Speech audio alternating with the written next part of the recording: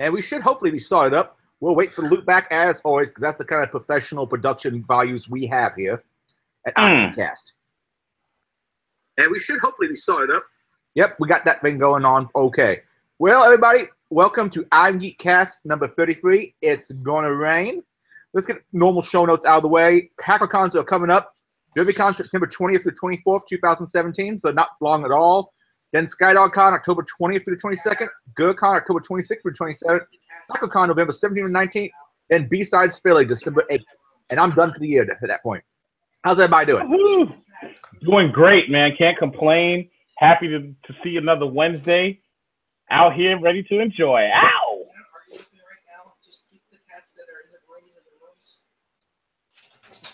How's everyone else doing?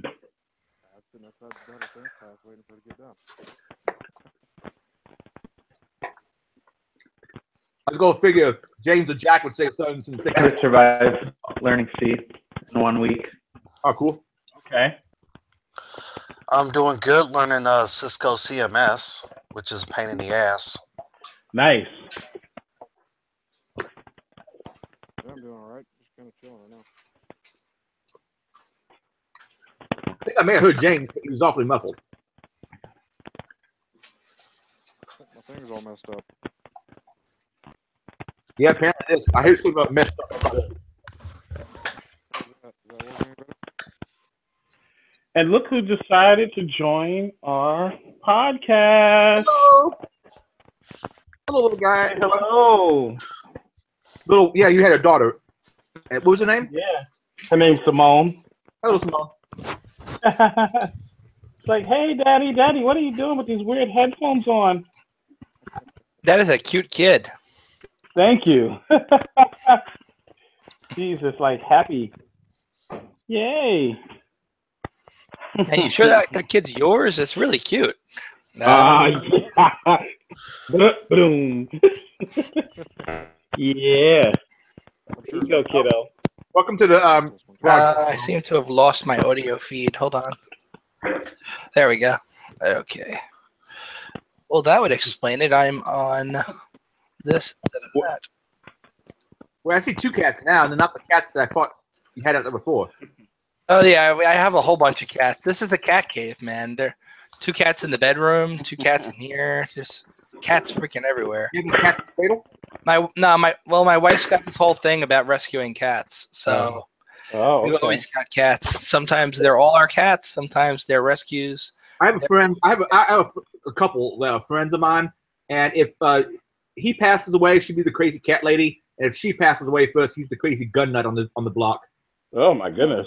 I married the crazy cat lady because she was gorgeous. So Right. now I'm stuck with all the cats. Just how it works. Yeah. As this thing Oh, my brother Bevan joined. What's up, Bevan? Not much, little bro. Can you hear me? Yeah, I can hear you. Okay. Yeah, I can hear I you. thought you might be talking about the hurricane, and since I've taken classes about hurricanes, I thought I might have something to add. All right. Okay. We say we skip ahead then to number 2, which I will move up to number 1. Though I'm not sure the way we have it framed, if it's going to do a lot for you. Can you guys still hear me? I switched the audio over to the webcam. Yeah. It's fine. I don't need these now. All right. Rigged. Let's have about the hurricane's the big news, and how many people got? Oh wait, now I can't hear you. Genius. Who all has like friends or family in the way of the hurricane? Now, Texas, I know a few people in Houston, and that's always passing. As far as I know, they're okay. Tampa, I have a friend, a hedgehog lady lives in Tampa, and I think that has the Florida guy got hit yet? But in the second hurricane. No. No, not yet. I know they're all out of water. They're all out of fresh water. They're about to get a whole lot of water. Yeah, this is true. Filters. Send them filters. All the filters. All right. Bevan, let's talk about historically. Why exactly was some places that are in hurricane, central, why would it place there? For instance, let's say New Orleans. That doesn't affect the current one so much. New Orleans? Well, the It was reason people settled in New Orleans is because it was pleasant. I've been to New Orleans. It's a fun town to hang out in, but I wouldn't say the environment, the heat and the humidity. I don't know if I call it pleasant. I enjoy going there until they built French Quarter. So, Bedford, was there any design decisions put in place when people decided, I'm gonna put my land here. I'm gonna settle here? Nobody thought it through. Why didn't they know about hurricanes until 1497? That was the first documented by white man hurricane. So they wouldn't have been aware of hurricanes for the longest time, and they're like, "What is with this?" Because it was I think it was the French who owned the area first, right? And then we got it like in the Battle of 1812. So I mean, we pretty much just took the area. What are you gonna do? You already own it, so it's not like you're just gonna desettle it. I want to say it was Spanish, then French, then us, but I'm not quite sure. I'm gonna have to hit the Wikipedia page and figure it out, but I'm too lazy. Bedford, you been down to New Orleans yet? Nope, still haven't. I've been to New Orleans. It's an interesting place to visit. I think you dig the historical French Quarter. I want to go to the site of the Battle of New Orleans. In 1814, we took a little trip along with Colonel Jackson down North Mississippi. Took a little bacon in, we took a little beans, and we put the bloody British on the town of New Orleans. Oh, we fired our guns, and the British kept coming. There wasn't quite as many as there was. There was a while ago. There wasn't as many. They began the running. The Mississippi to the Gulf of Mexico. Mexico. Right, there's a Jimmy Holden song which we're trying to sing very badly. And there's a line in it where we could take them by surprise if we didn't fire them up still. We looked them in the eyes. We held our fire and we threw the fences at them. I love the alligator line. Do the alligator line. See it. Come on, James. I used to know the whole song, but I forgot most of it now. We fired all guns and the bells lowered down. If we caught an alligator, we fired it around. We held its head with cannonballs, we fired its behind. Wait, we fired its behind, and when we set the fire off, the gator lost his mind. Any case, we are definitely progressing. So what do y'all know about planning for critical infrastructure? Like, first of all, I understand there's places, those data centers that are placed around the United States, or parts of the world, I'm sure. Well, I know there's a large telemark data center down there in Tampa. Huh. I mean, how much planning? I haven't done that kind of planning for infrastructure. How much planning goes into, you know what, maybe we should really move corporate data headquarters someplace more central to the United States? Well, generally you should have at least 2 to 3 sites, depending on, how much uptime you need. But I know there's a lot of people, especially like upstarts and stuff, that all their stuff is in one data center. They don't have good backups, they don't have a failback location.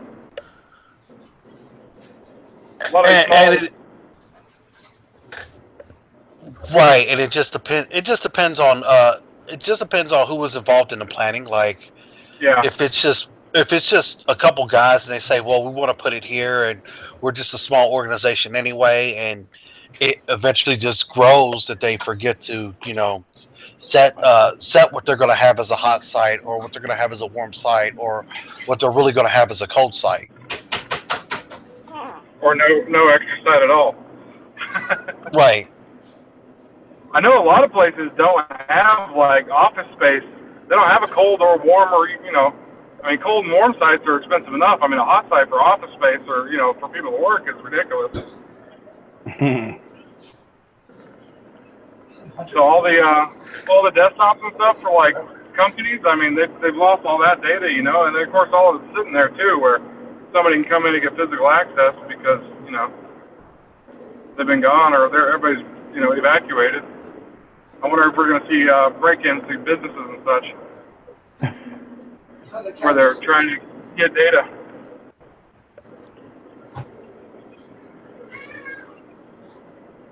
On the couch. What exactly? How's Houston doing right now? The worst for Houston's over with, right? As far as I know, yeah. And now it's something coming into like Florida, or is it already happening hardcore in Florida? I think it's oncoming. It's oncoming to Florida, but right now I think it's headed more towards Puerto Rico. Oh, okay. Yeah, Puerto Rico's a good chunk. We got to worry more about Carlos Perez and Stacey Banks.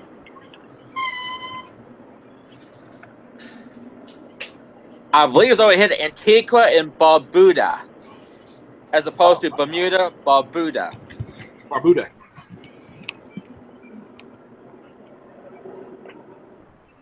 That might be a probably different subject, and we'll go back to the original one. But just because I'm eating my salad right now and I'm curious. Have we gone live yet? Oh shit, we're live. Yeah, we're live.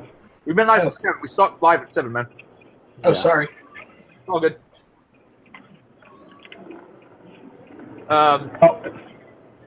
What's up with that? I heard there's like some Buddhist monks that are like killing a bunch of Muslims. What's up? You anybody know what's happening with that?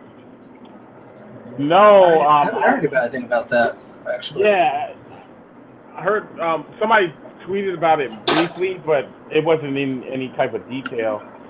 The third retaliatory crusades? I don't know. Dude, James, your sound really sucks. Yeah, I know. I'm in my truck driving, man. My headphones apparently broken. The BBC apparently has an article about it. I'll try and read it real quick and give you guys the update on it. Thanks.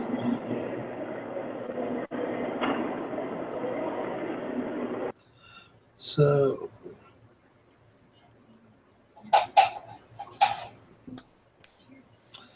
yeah, it's happening in 2 countries apparently. It's Sri Lanka.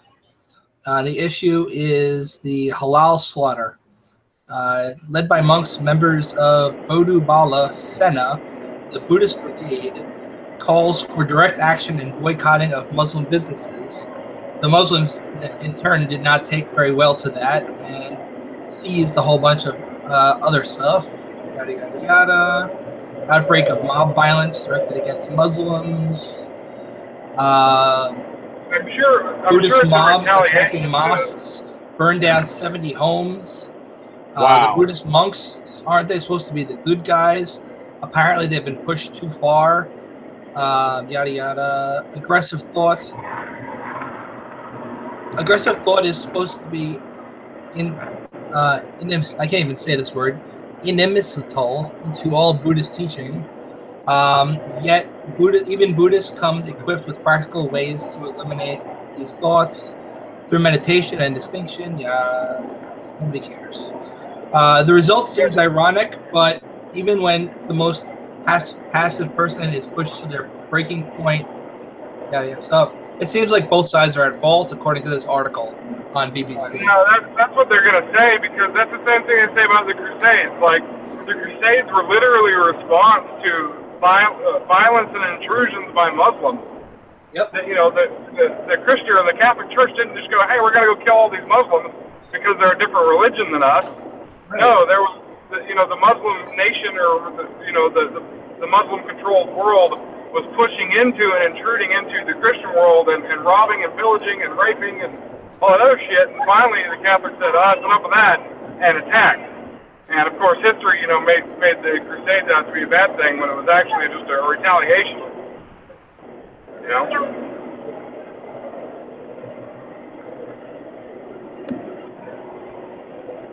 I'm sure that there's other things going on that the BBC is not saying, because God forbid anybody fucking, says anything bad about Islam or Muslims, because, all of a sudden they're protected people. You can't say anything bad about them. I haven't seen a whole lot of reports in alternative media about this. The normal people I'd see reporting this kind of stuff, I haven't seen a whole lot of noise one way or the other. Yeah, you would think you would see that more of it, but you don't. It's weird. Even if you go and watch CNN and NBC, which are now, no matter what channel you watch, you don't see a lot of the stuff that you're going to find online just by going to Reddit. Or now Reddit's becoming like CNN, where despite it was supposed to be like an independent, aggregated list of stuff that people have read, it's not anymore. It's all like paid content, and you can pay to get your article pushed to the top. Yeah, they're trying to curate it now. It's going to be like Dig. Remember what happened to Dig and when they tried to curate the articles and how well that ended up for Kevin Rose? I mean, he's practically unheard of nowadays. Kevin Rose is the guy who founded Dig. I know of him. I met him from like 10 years ago, but I haven't heard much from him. Yeah, he hasn't done shit since then because he sold it out. He sold Revision 3 Media. He just got a bunch of money and walked. You know what? If you do that and you live the rest of your life like that, wouldn't you do? Well, sometimes I like to walk away. What was that? I was going. Can I have my Samuel L. Jackson moment? I can play it for you. All right, someone's playing. I hear a lot of noise in the background. Sorry. That's from my little one in the back seat going vroom vroom of a supercar. Just mute it for just a second, James. Yeah. Thanks, man. But I'm gonna have my Samuel L. Jackson moment where I read a Bible verse and try have to it, brother. Have at it. Right, Simone? 24:6, King James Version. And ye shall hear of wars and rumors of wars. See that ye be not troubled, for all these things must come to pass, but the end is not yet. Sorry, go ahead.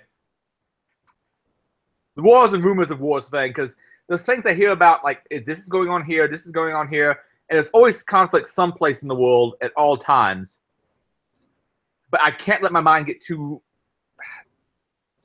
fixed to it. How to put that way. But I do want to know more of what's going on, and sometimes I feel like I'm not getting all the information I want to get. Here's the thing, though. Like, everyone brings up like the current times and there's all these wars that that Jesus was coming because of wars or whatever. But if you go look back at the 70s were terrible. The 60s were terrible. The 80s were terrible. Like the 50s, terrible. There's always war. Like, people are going to fight no matter what. We can't get along, It's true. I have to believe it's getting better. It's getting better all the time. Sorry, go ahead. Everything is terrible. I think we're just more aware of it because of the media, Yeah. Well, the media outlets we have nowadays, we get every little story, every small incident instead of only the big ones, No, what we get is media that is driven to mass distraction. They don't report on stuff intentionally. They'll report on one little issue, or they'll take something and blow it way out of proportion to distract us from the real stuff that's going on. They don't want a well-informed populace. They want a dumb populace who goes and watches reality TV shows and mass consumes whatever the corporations put out. Exactly. Gotta have that new iPhone. Dude, and it is coming out an iPhone. Nothing but the new one's out. We got to hurry up and get to the store to get that new iPhone 8. Even though it doesn't have a head jack, it doesn't matter. And it's the same phone that we have for the past generation. What the fuck? It doesn't matter. It's newer. Newer is better, even if newer is... It does not matter. We have Bluetooth. We have 802.11 AC. We have it all. It's got less range, and the throughput's theoretically better, but you know what? Are most people who use it going to be downloading torrents to their freaking laptop and need that extra bandwidth? Are you even going to notice it streaming videos off Netflix? And even soccer moms can do it too. Wait. Streaming videos of soccer moms? What was this? Wait, streaming videos of soccer moms. I think we've got a new business idea here. Don't get me started on soccer bombs. Jack, start it up. What's up? Talk to us, man. Nope. What's up with soccer moms? Nope.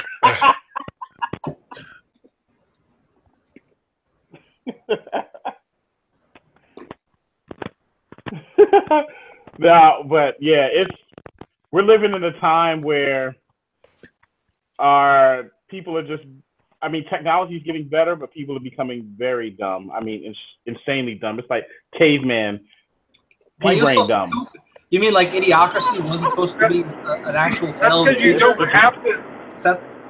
Go ahead. You don't have to know anything anymore. You just Google it. Like nobody's there's no professions, there's no experts in anything anymore. Really, it's all Google fed. Exactly. Well, I agree to a certain extent. I think also there's something to be said for that movie Idiocracy actually becoming the future. I mean, we took a reality star and made them the president. That's what happens in that movie. So, and actually a wrestler and not somebody. Just to be fair, Trump was a multi-millionaire and owned his own businesses well before he became a quote-unquote reality star. But you know what also is up with Trump? Trump was not allowed in his own hotel anymore because Trump had bankrupted the shit out of it and was banned by his own board of directors from entering his own hotel.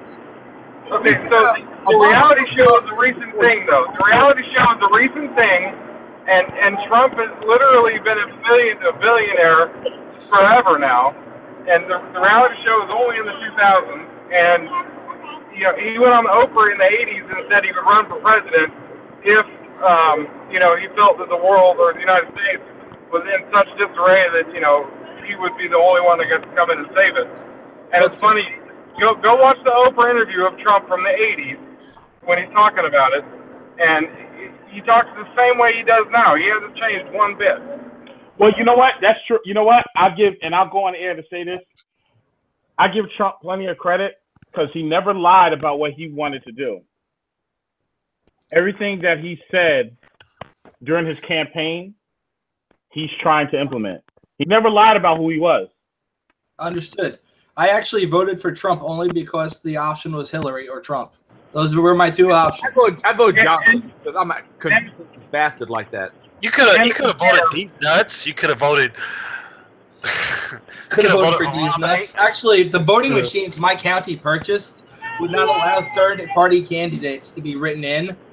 They were touchscreen, and you only had the two options on the touchscreen. When I asked how I could do a third-party candidate write-in, they said I would have to wait an hour for somebody to get back from lunch because they're the only one who understood how to put one of those in.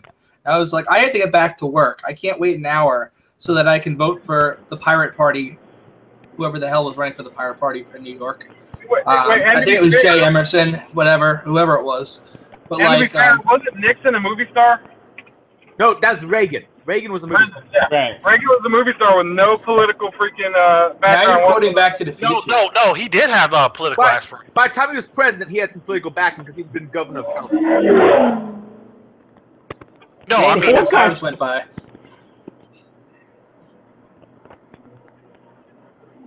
All right, what was the question now? Reagan had some political backing already because he'd already been governor of California before he was president of the United States. Right. As a movie star. And a Democrat. Well, Arnold didn't do too bad of a job, but... Depends on who you ask. As far as I know, not necessarily bad, but then again, as far as I know, Obama wasn't necessarily bad, but those a lot of executive orders, but those other people put executive orders, and you know what? That kind of brings us maybe to our next point. Unless anybody else have any experience designing IT infrastructures, and what are your thoughts on keeping admins trying to keep the SLA? I mean, you have your own opinions on IT and Hurricane. My thing is, put some shit inland. We can do some more work here in the Louisville area. We don't get Hurricane. We get the occasional tornado.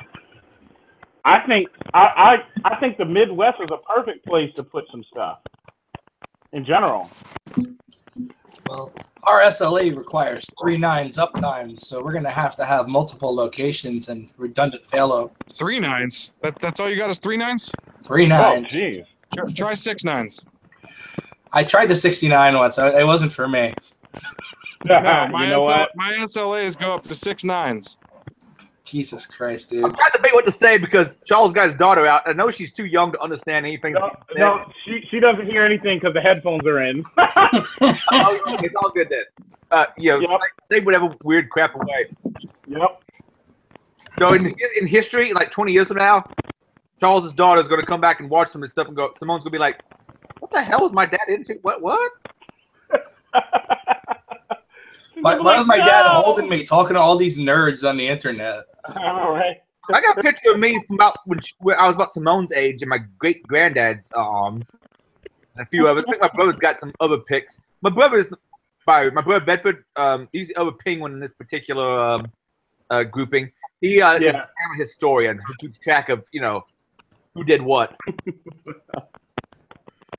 And quite frankly, Albuquerque would be a great place for an IT place safe from storms. You don't have the snow, you don't have the tornadoes, you don't have the hurricanes. It's it's always kind of, well, it is very dry, right? Yeah, it's like a lot of places that'd be like 100 miles east of the Rocky Mountains and not too far north, probably pretty safe. You don't have any real bad storms because Rocky Mountains will provide kind of like a shelter from it. Also, I want someone to set big IT centers in Albuquerque because I want to go back and do B-sides Albuquerque. You got to look at bandwidth though. What's the bandwidth coming in and out of that area? Yeah, you got to find a place that's going to be able to handle your throughbut. But if you handle it, what the hell's the point? It's going to be able to handle everybody's throughput. Albuquerque's not that. At the same time, though, that's the thing. Yeah. Yeah. Albuquerque's not that small, though. Are you going to pay extra for burst? What's the deal? If Google or Verizon or someone wants to make Albuquerque a tech, not at my data center. Burst is included at my data center. Albuquerque's not that small, is it? I mean, I imagine if Google or Verizon wanted to make that a tech hub, they could. Well, yeah. Well, level 3 would have to come in first, I'm sure, but depends on where level 3's at. How many hops are you from the backbone? Are you going to be like, if you're 3 or 4 hops away, you're already way too slow to be doing most of the shit you're going to be doing. That's what I'm saying. Level 3 would have to be there first. Right. Level 3. But not just level 3. There's other. They all lease from level 3. Level 3 owns it all. Do that? Yeah, I haven't looked at it for a while. They own it all. Like they own all the major connections. Albuquerque has a population of 559,000. Level 3 owns the original infrastructure from the quote unquote internet or DARPANet, and then everyone else is riding on that. And Verizon and everybody just leases bandwidth on level 3. Interesting. Yeah, I actually pulled that. I just pulled that up. I'm gonna put that over here on the side. That is really cool. I didn't know that. That's why whenever level 3 has an issue, everybody's got a fucking issue. Yeah, I'm gonna pull that and put it on the thing. How do you do this? Settings. Screen. There's all these freaking buttons. Why did they make this so? There we go. Screen share. There might be a few little fringe guys out there that level 3 connects to, but for the most part, level 3 has the original infrastructure that went from all the major cities between all the colleges. They somehow got it all from the government, and they're running it now. And so what Verizon does is Verizon goes from the demarc of level 3, which is usually like a major metropolitan area where a college was, and they'll go out into the suburbs, and they'll charge you, and then level 3 charges Verizon to connect to California and everywhere else. Yeah. Do you guys see my screen share or not? No. Fuck. Fudge, I mean. Nothing ever works under Linux. Frank, I'm going to right-click on you and say present to everyone. Maybe you can't until I say that. How about now? It says present to everyone. There you go. Uh-huh. Yeah. Okay. I hear you. So they got here that just shows, whoa, this is confusing as balls. Let me stop that and try it one more time. Just do window. Mr. Nightshade, how you doing?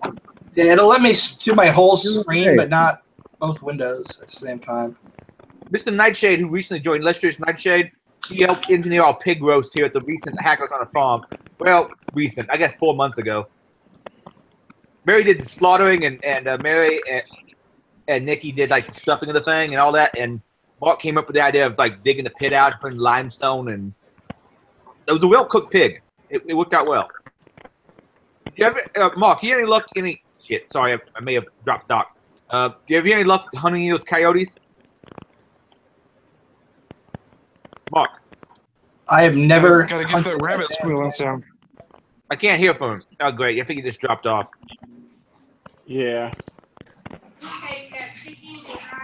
He came out to a farm I was at because coyotes in this particular area of the country are like a pest. My understanding is he was going to do some pest control. I don't know if he actually. I think they're considered pests everywhere. What else, coyotes? Yeah, I don't know if anyone considers them,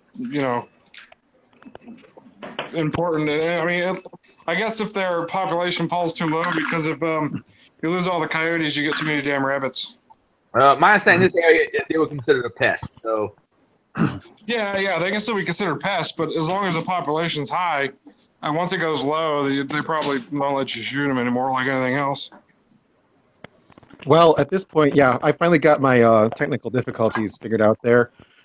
But at this point, Michigan has just gone. I live in Michigan, and they've literally opened up the season to open season, no bag limit, day and night for coyotes just this year. Very nice. Get some thermal optics and blast away, huh? Yeah, you can use any kind of sighting device you want as long as it does not project. Like basically, you can't use a laser sight unless you're a vision impaired hunter, and then in that case, you have to be hunting with a sighted hunter who's acting as your guide. Not like a laser sight's going to help much when shooting a coyote anyway. How would they know if you were using a laser sight when you were hitting the coyote anyway?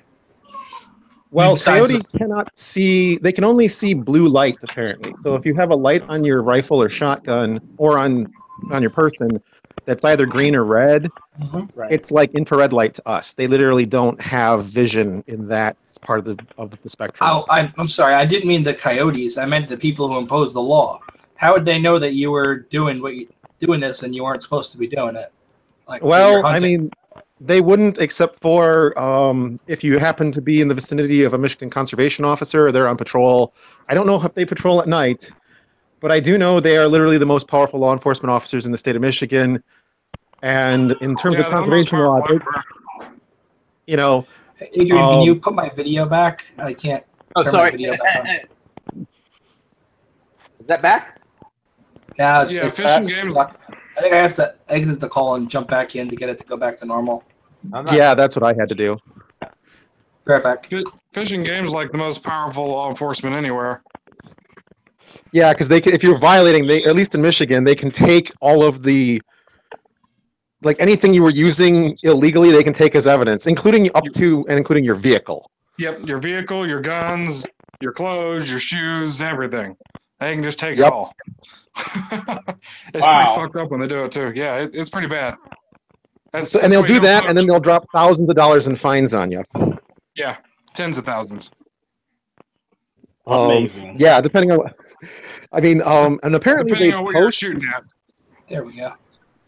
Well, because there was this was years and years ago, but at one of my brother and I used to hunt pheasant, and I'd like to get back to that. But he's reproduced with his wife, so now all of his time is taken up, raising the kid. But they make little pheasants.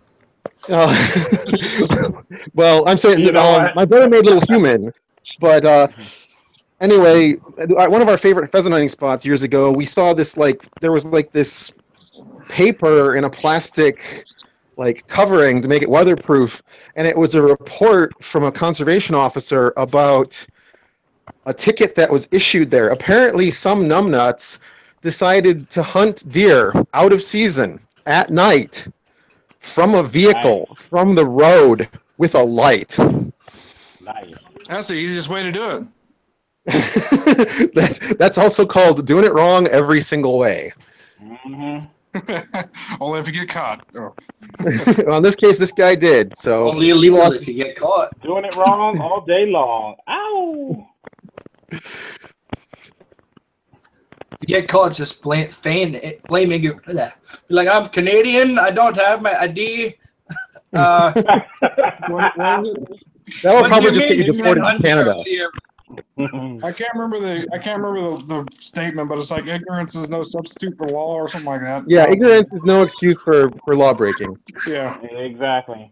I didn't know you couldn't do that. About being deported. Nice.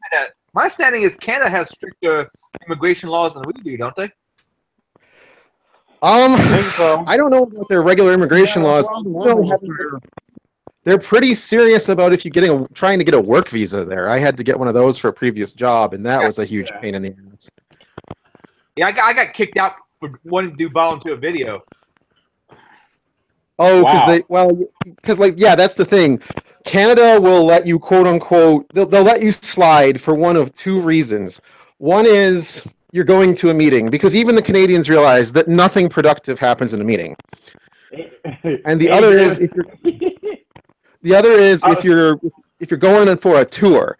So like when you showed up at the border with a car full of video recording gear, they're pretty sure it's not one of those two things.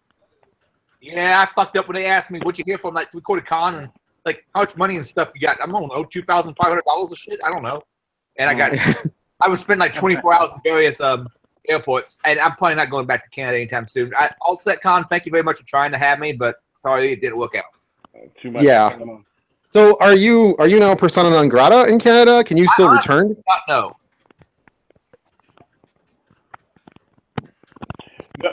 Hey, AJ, your background and then the lights were shining off your glasses. That was like a scary image just now. Like your eyes were glowing. Who's the serial killer in some of the Sin City books? Elijah Wood's played. He had nothing but glasses showing in some of his stuff. But I'll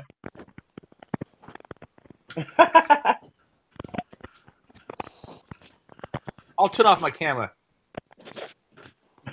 No, you fine. It was hilarious. Are you talking about Kevin? Or are you talking about? Yeah. All right. Kevin is creepy as hell, man. Why you say that?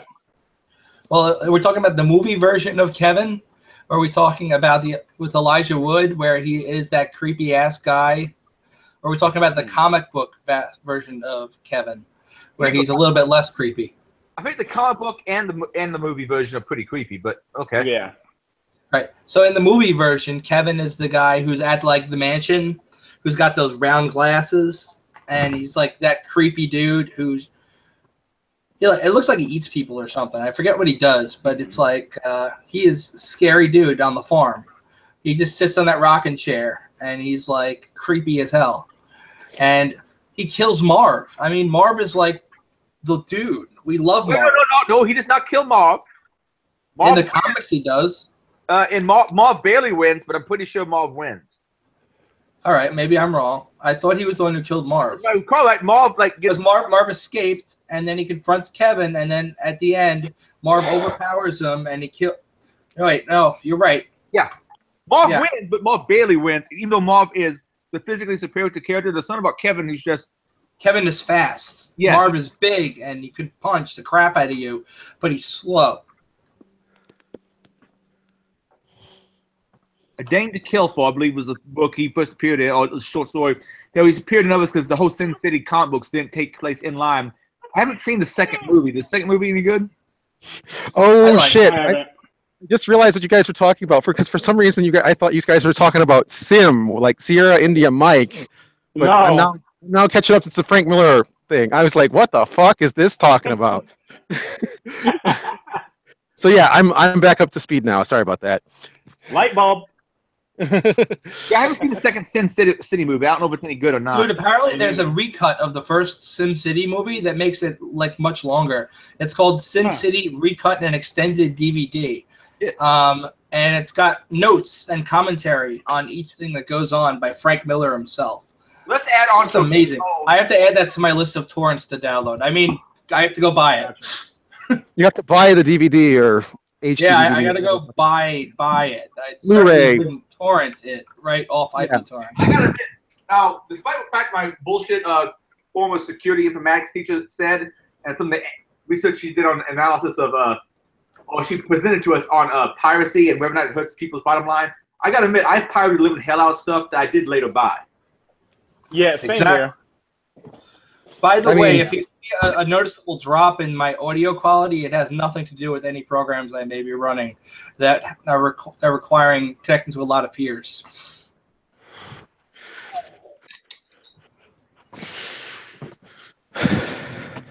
Who's breathing so goddamn loudly? Is Kevin on this call with us? Oh my goodness. I used to download a fuck ton when I was a kid. Probably why I buy so much present day. I got used to like a very high rate of consumption of media. Well, I actually have ripped stuff and put it on my own Plex server.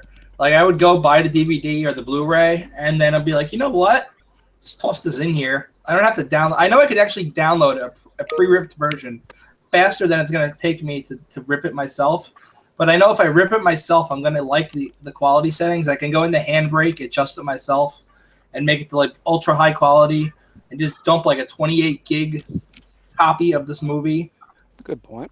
You know, just a raw version of it. It's actually raw, but you just MPEG 1. You know, like I just played Super Nintendo games all the time as a kid. Oh, dude, I actually used to hang out in channel EMU on I think it was FNet back in the day.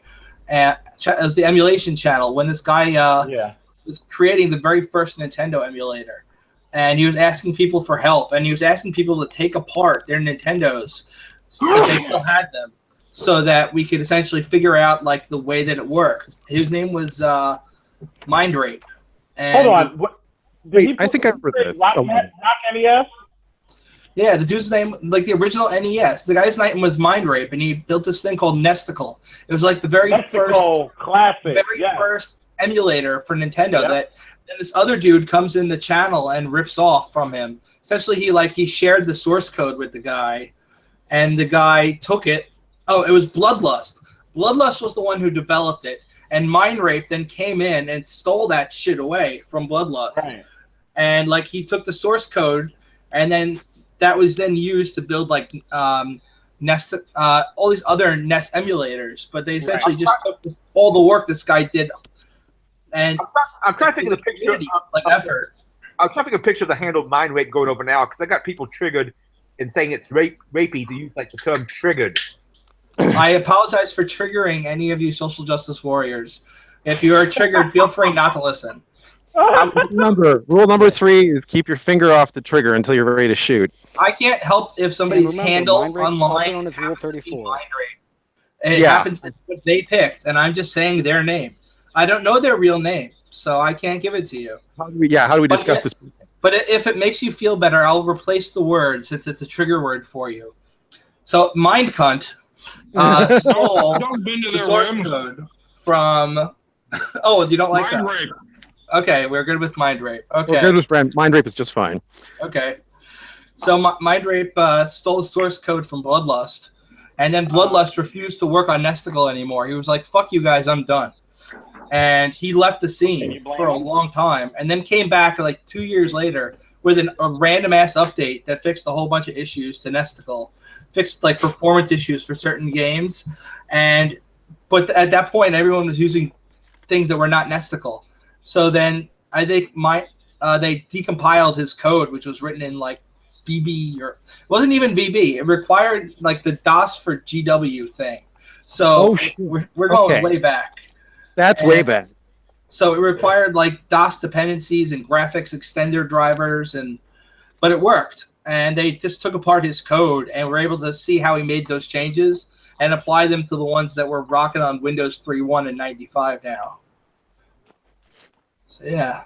Everyone should create an emulator. I don't have the programming talent to create an emulator, but I did have a bunch of Nintendos and Super Famicom. I had a regular Famicom and a Super Famicom, and I had all the games. So when he would ask for somebody to help rip a game, he actually shipped me out a thing at one point, which I connected by a serial cable to my parallel cable to my computer, and would dump my video games for him into this weird ass format. It wasn't .NES. It was like .ID something, like IDW or something.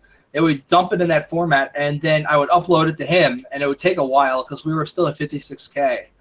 And then he would get it and be like, "Thank you so much." And then about a week or two later, after he'd finished his testing, that ROM would be as a .NES file would be available for like the whole community, which I thought was awesome. Nice, yeah. You could get the programming talent to create an emulator if you wanted to. It's an awesome learning experience.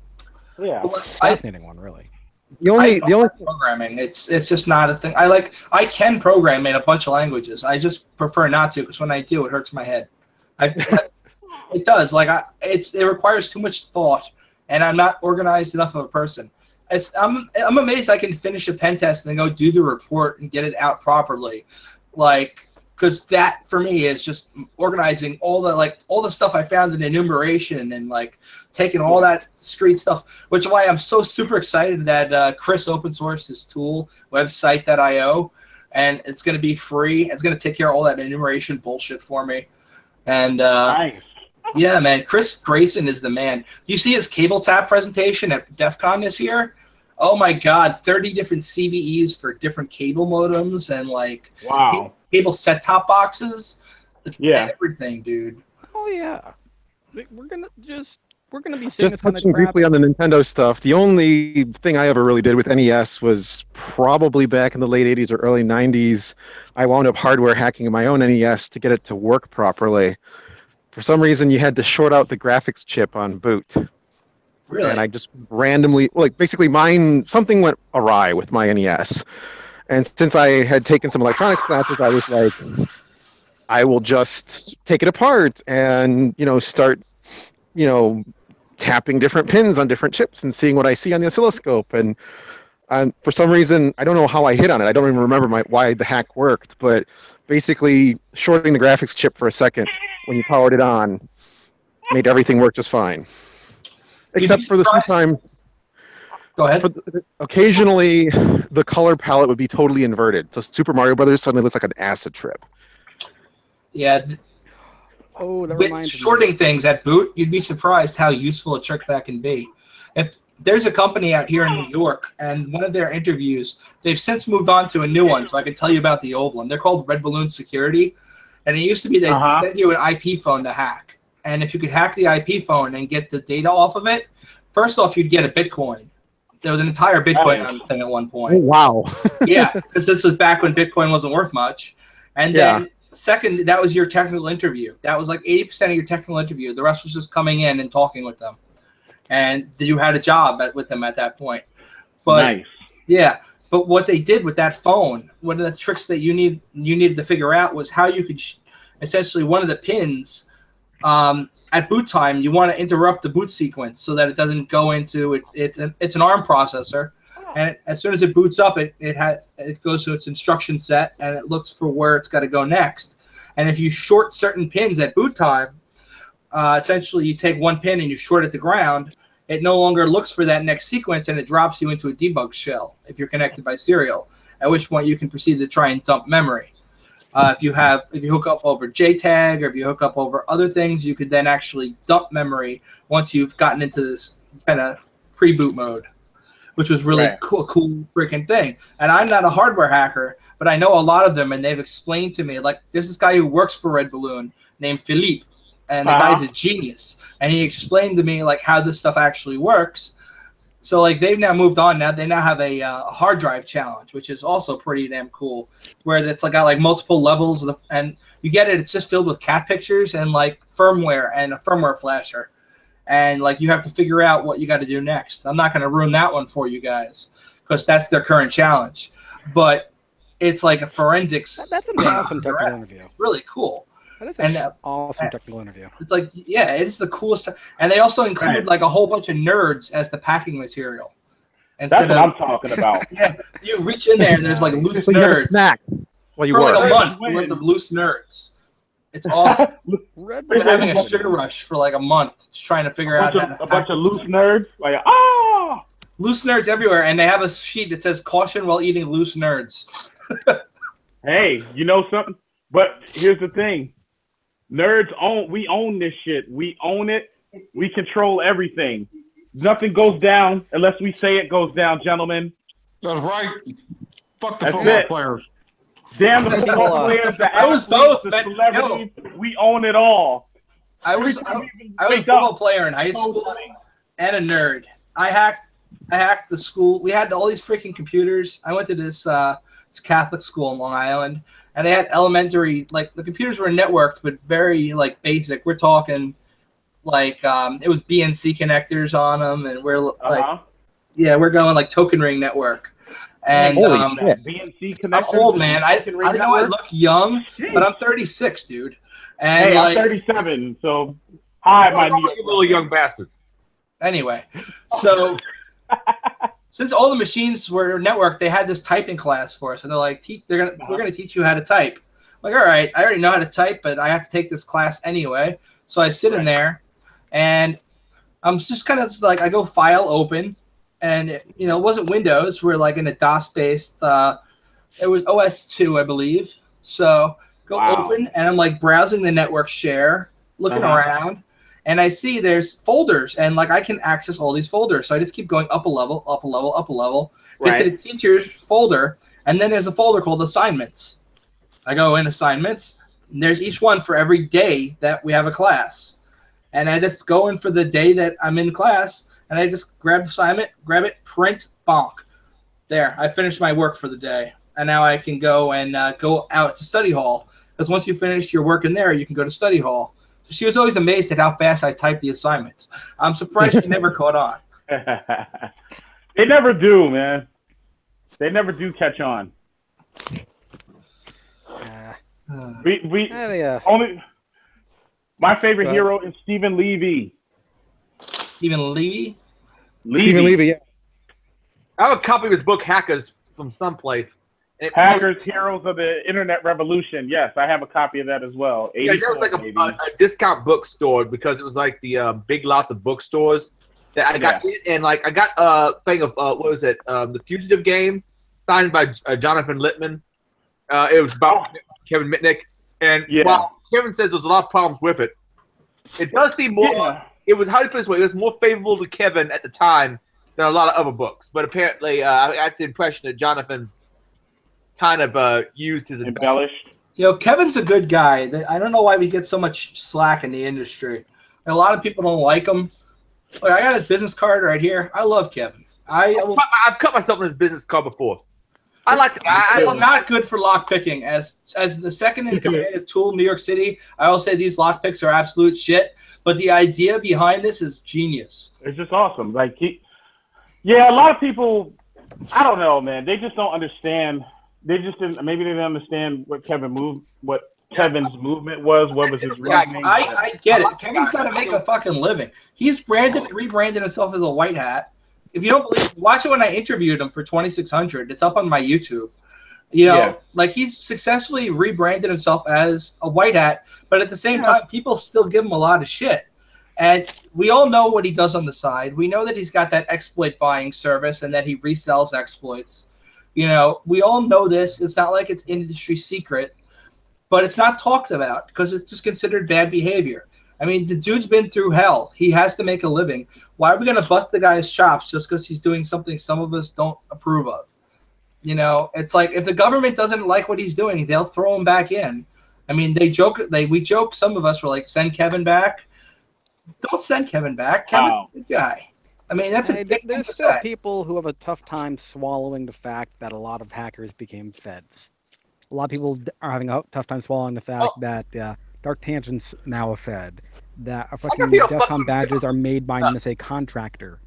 Look that guy. Who's this Fuxnet dude who fucks with me on Twitter? I'm like, you're using white hat as a derogatory. Now, granted, I use things as derogatory like FPW and Tumblr feminists that pisses off people. He uses white hat as a derogatory. And he starts accusing me of like transphobia, homophobia. I don't remember what all. I'm like, what the fuck are you talking about, you crazy anonymous bitch? You've got irrational fears. What the hell is that? I think that would be somebody who doesn't understand the difference between white hat and white knight, honestly. And it sounds like just somebody who's I do nuts. Shit legally because I can get paid well legally. I make enough money to live by. I don't need to do shit legally. Yeah, exactly. Look, if I wanted to do black hat shit, I would do black hat shit, and I would not get caught. But I don't do it. You know why I don't do it? Because I have shit to live for. I have a family. I got a wife. I got kitties. And it's not worth it to me to put my reputation that I've built at risk. Go be a bad guy. I mean, I don't need to be a bad guy. I can make just as much money or more being a good guy. I get people who reach out to me even on Facebook, like, hey, dude, I have a pen test coming up. I don't have anybody on staff. Can you help me? I'm like, yeah, I can help you. But I don't need that work. Even in my local community, I built up like a reputation, not as a hacker, just as a good guy who's really good with computers. They bring me your laptop, I'll fix that shit for you, and I'm not going to charge you what Best Buy would charge you. I will fix it for you because I enjoy doing hardware work. I've always enjoyed hardware, and I will even back up your shit for free if that's what you want. What? I said you got a SATA to Molly connector. I need one. Oh. SATA to Molex? Yeah, I've actually not only got SATA to Molex, I've got everything. I've got. I was going to say SATA to Molly is going to be rather difficult. Right? Yeah. SATA to attach it to my IBA. IBA? That's not even an acronym. When Green Hat was a thing. IBA? Are we talking International Brewing Agency? I heard we were talking about feds. I didn't hear that, gentlemen. So, as we were talking about feds, I have never needed to be. Individual ballistic armor is what it stands for. Yeah. I do have a security clearance. I have LES network clearance. Okay. Because at one of the jobs where I was working at MSSP, we monitored a bunch of police departments, and we needed to keep their network safe. And in order to do that, you have to have LES network clearance. Yeah. So I have a secret, and I was supposed to get a TSSI, but I quit the job. Yeah. I mean, I have a friend, Scott. He's got a Five Eyes clearance. He works he's a part-timer at the NSA. He goes one weekend a month. He goes over to the NSA. And for that, he gets a Five Eyes clearance. Yeah, he's one of the exactly. NSA reserve. That's what he is. He's a reservist. But but he's got top-level security clearance. I could ask him about any of you guys, and he would go back and tell me. It's not hard to get top-level security clearance. You just got to freaking not have any crap in your background and have your bills paid. That bills paid part is an issue for me. I was going to say, that's what fucked me. Yeah, I can make decent money. It's a matter of not spending it right after I make it. So that part, right? If you're good enough to do the job and the government wants you to do the job, why don't they fucking pay you? Why? Because I think they're legally limited.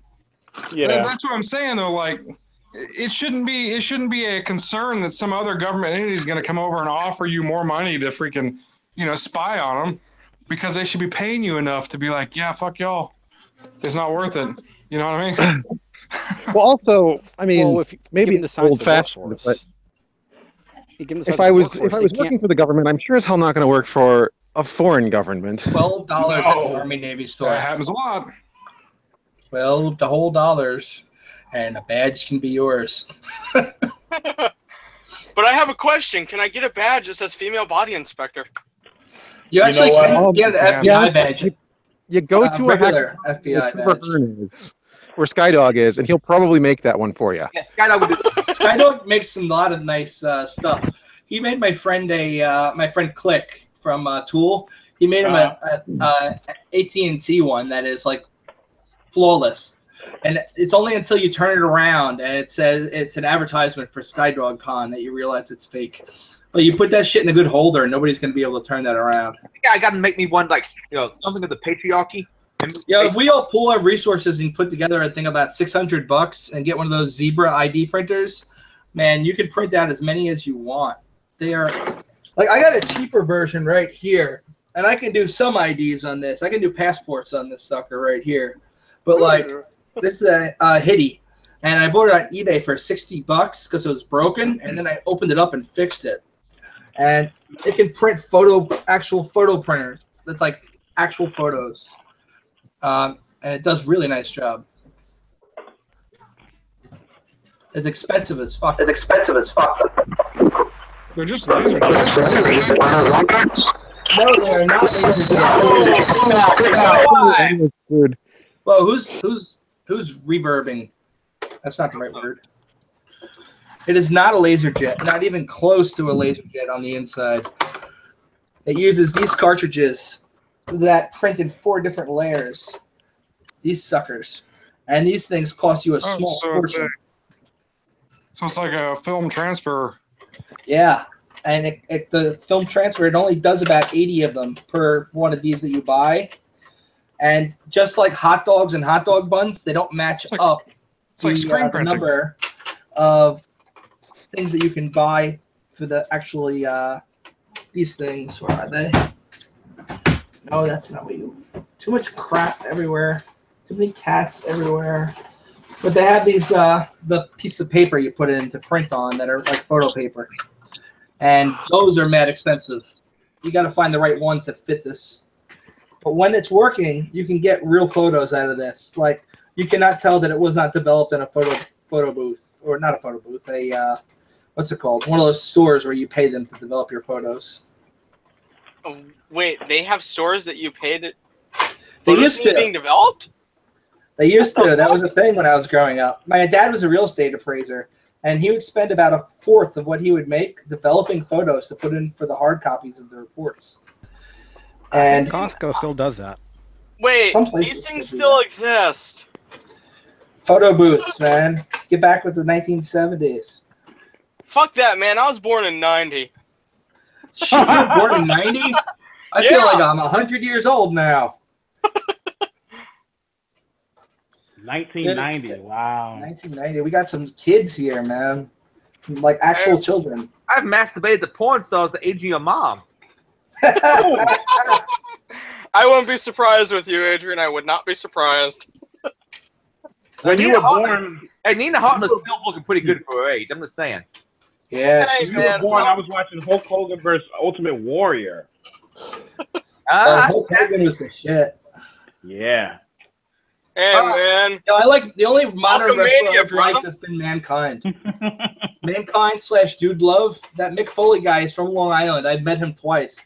Nicest guy in the world, and one hell of a wrestler. You watch him in Hell in a Cell. in Indiana. Well, let's talk about nostalgia and so forth. Let's go ahead and bring up Faraday's little tweet, because someone put this in the show notes, and it says, "Funny, Faraday went ahead and said, wearing my Splunk T-shirt. A girl at McDonald's said, I like your shirt. Do you like history? Because it said, find your Achilles heel before a Trojan does." Now, granted, that whole, is that the Iliad, the Odyssey? Which one is that? It's in the Iliad. Yeah, I wouldn't quite call that history. Definitely mythology, but some history. I wouldn't call that history, though, because those were not necessarily true stories. Those were historical fiction. But I mean, the Trojan War actually did take place. The those wars and things characters, we're took not place, sure but if they there were actually historical existed. fiction based on those. I didn't embarrass her, though. She told me history was her favorite. I told her not to worry if she misses anything because it will repeat. So someone put that Faraside's a tweet in my notes, so I figured I'd do it. Television. Those who do not learn from history are something to repeat it. Yeah, doomed to repeat it. Yeah. I seem to remember something about history repeating itself indefinitely. I just all fucking understanding broke some of this it. There was someone else who said history does not repeat itself, but it does rhyme. As in, you've seen similar patterns. Let me find who said that. I think right now we're in this weird ass fucking simulation, and history is just going completely fucking weird. Yep. Idiots. What if all of your reality is a simulation? No, we just live the same decade over and over again with new technology. How do you know if we're the Sims? Well, I think we are the Sims, actually. Because Mark Twain apparently said history does not repeat itself, but it often rhymes. Those who win the wars get to write the history. Well, we all knew that one. I mean, come on. He who controls the future controls the past. He who controls... Or, what the fuck was the proper quote again? 1 second. It's from... I first heard it in fucking Command and Conquer. What the fuck was that quote?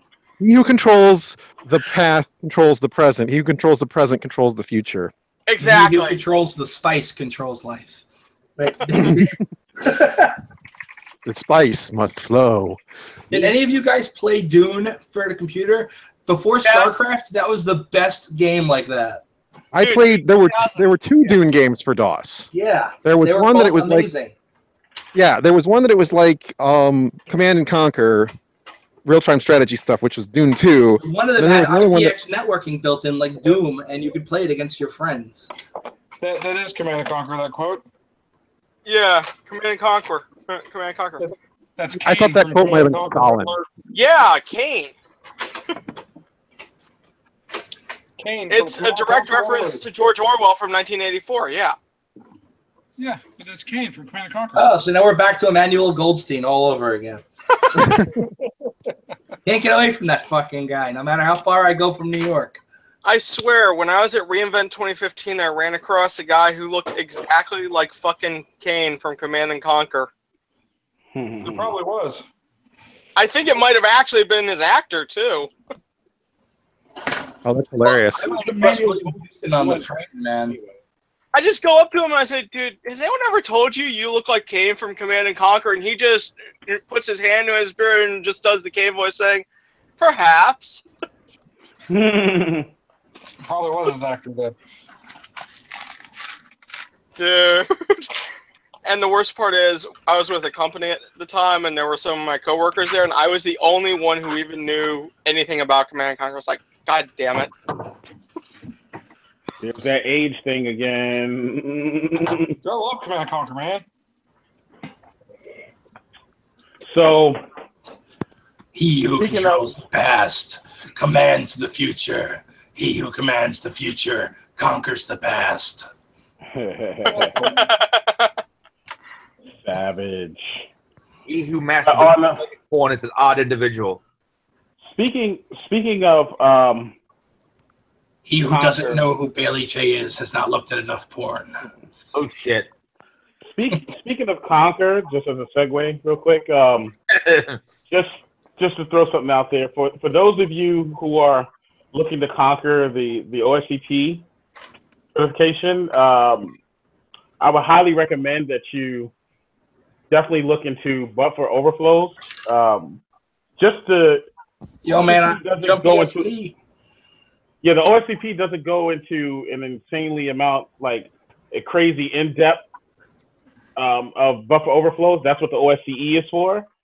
But however, it's still a good idea to really like look into it and understand how to.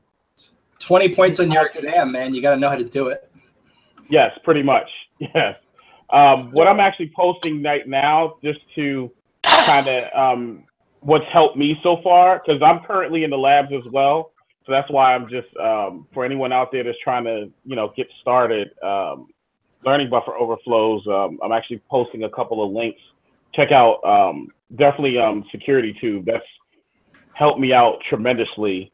Yo, man, don't post shit of Vivek's site. He ripped all of us off back in the day. Yeah, but, You know how many videos my friends had that Vivek just ripped off? And like, hello, all, and then he essentially voices over their videos they spent time doing. One of my friends is still in he's working at a freaking Walmart now rather than getting into InfoSec. He quit this shit over this. Damn. Well, can I at least post this one? You can post it. A quick intro to. You can post it. I'm just saying. Don't not aware that SecurityTube is great. I did not know that. I did not know that though. You don't know the history of SecurityTube? He ripped off everybody. Vivek Ramachandran, or whatever the hell his last name is that I can't pronounce, ripped off everybody's freaking videos. And then he started charging a premium to view them after he started to sort them and make them kind of cool, kind of like Adrian did for the con things. But Adrian actually records them himself, right? Well, this guy was taking all the tutorials everyone had put online and organizing them and making it nice. And we thought that was a great thing for the community at first. And then he goes, well, these tutorials I'm going to take down now that I've organized them and the original authors maybe don't have them up anymore.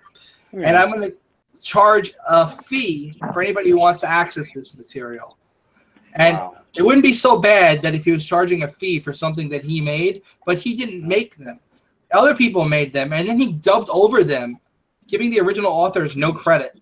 And when the authors reached out to him and were like, hey, man, that's not cool. You got to pay us for our work. He's like, I'm in India. Try and sue me. Nothing's going to happen. Hack him. Wow. He's already been hacked. And in fact, every year when he comes to Black Hat and DEF CON, somebody else picks up his badge before he gets there. Like for Black Hat, somebody grabs his badge. So he comes there and he's paid all this money to go to Black Hat.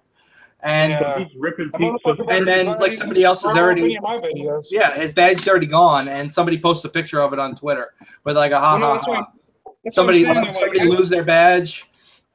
I'm surprised somebody didn't tell me, come get me, I'm in India, and then come to the United States for a fucking event. I'm gonna beat your ass. Well, the guy who's out you do some shit like that, I'm gonna do worse than beat your ass. Right. He's a fucking scumbag, man. And like that's why I don't endorse SecurityTube. Like, I do not, even their free shit, I don't send links to people to go there. If you want to learn how to do a buffer overflow, hit me up. I will teach you step by step if you really want to learn. It's not that hard for me. I've been doing them for years. I mean, as someone who's about to go into the OSCP, you I want to set might up a take you up on class. that. Oh. yeah, man, it's not hard. No, I'm glad you told me this. No, because I really did not know. I really did not know that. And I even though I think I'm the shit, even I still have trouble sometimes. I can't find enough room, right? Or I can't, whatever. And I have to ask my friends for help. It's all about the community. And our community shouldn't be a bunch of like little itty bitty groups where we're like, I'm not going to help this guy because I don't like that he's associated with this person or some bullshit like that. Some people don't like Georgia Weidman for whatever reason. You know what? I don't care. She wrote a great book on pen testing. You should go fucking read it. It's probably the best resource that you can get out there. I like Georgia. I was talking crap about you the other day, Irongeek. People talk shit about everybody. I have a really good friend in New York, and people talk shit about her. They say she's crazy when I mention her name. She's always been nice to me. I volunteer at her conference. But people, if I say her name, Adrian and even a bunch of you will probably go, oh, she's crazy. Yeah, I know who you're thinking of. I'm going to put in the chat. Yeah, but it doesn't matter. Yep, exactly. It's nuts. And before I was married, that chick, she was like, I was really attracted to her. But now that I'm married, I don't act on that. I don't flirt with her. I just hang out with her. I go to the conference with her during the year. I go to karaoke with the staff after. And she's a good person. And she's got a good heart. She's a little bit nutty like me. In fact, she has the same disorder that I do.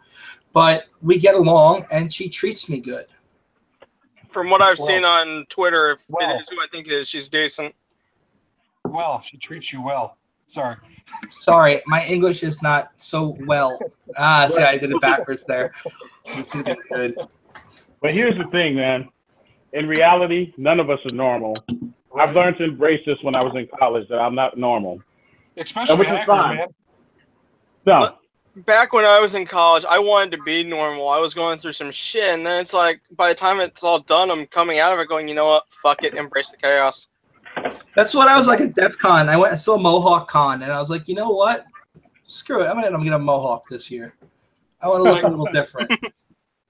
It's funny talking like the sales guys and stuff because they're all into football, and they're all like the quote-unquote normal folks, and they're all talking about football and all this crap, and I'm totally not into sports at all. So it's they're like, well, you're weird. I have been associated with places. Hold on 1 second, guys. Hold up. Yes. You should not walk by naked. Get back in the bedroom. You're naked on the fucking bedroom.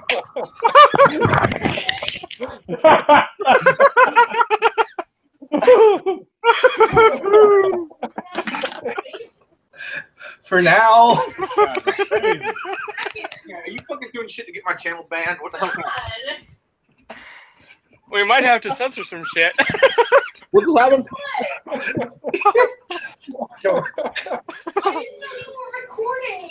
I'm not. It's live on the internet. It's not recording. Yes, it is recording, but it's recording too. Wow, that's great. What did I miss? It's okay. We didn't actually see anything. That's the thing. Right. Sure. No, we really didn't. I just said woohoo. We'll wait for this, boy. Luckily, Adrian's really good at post-processing. Live, everybody. Oh, shit. Now I'm going from my own feed to see what the hell happened. Oh, what the hell? Oh, God damn it. But anyway, as I was going to say, I wound up coming to the conclusion of embrace the chaos. Fuck it. I mean, like, I've been at places where they've been completely sports obsessed and all that shit. It's like, dude, fuck off about sports ball. I don't give a shit. And then they hear I do VR stuff on the side, and they assume I do nothing but play video games all day. And I'm like, dude, do you have any idea the amount of data visualization capabilities we have now and what could be done with people like myself working on this tech to improve the data viz capabilities for Pentest? No, they're just... Words. I'll put it like this. Ender's Game, the Pentest tool. Oh, okay. You can't make anything out, as far as I can tell. Okay, good. Nah, you're fine. She didn't walk in front of the screen. I just said woohoo. God damn it. Just to see what your reaction would be. It was hilarious. It was worth it. It's just like no common sense. That's fine. Sorry. That was the troll in me. She's only a social worker and in charge of other people. It's fine. It's okay. It's okay. It's totally not like anyone from work will say that. Anyway, so as you were saying, the football people and like sports people in general, they always are like, so they expect you to be like one of them. And like, I don't follow sports at all. I haven't in years. I used to like watching football, but I don't anymore because I haven't in years. And I don't even know like who's a popular team to watch or like who's good on what team. But when I played it, I really enjoyed it. So like I played it in high school. I didn't play it in college. And in high school, when I was playing football, I got my butt kicked a lot, but I also was really good. I was the MVP, but I'm older because I'm like a Riri. So I repeated kindergarten. So when I was in the 9th grade, I was playing on the 10th grade team. So I played the JV level, and everybody else on my team was playing freshman level. So I got MVP at a grade up, and they were not so happy about that. So when it came time for like the ceremony, when everybody comes and claps, and it's like, we're going to present the MVP to Frank, I had one person in the entire audience clap for me, and that was my friend Chris. And like the rest of the audience, the 10th grade, the 9th grade, the seniors, complete silence. I walk out, I got one person clapping for me. And it was like the most disheartening thing to bust your ass for a team and bring them to like a championship game and then have nobody care about you.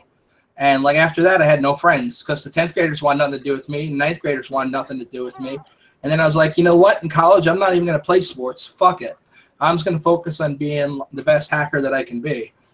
And now I am awesome at my trade craft, and I'm also really awesome at repairing machines. Like I can fix anything.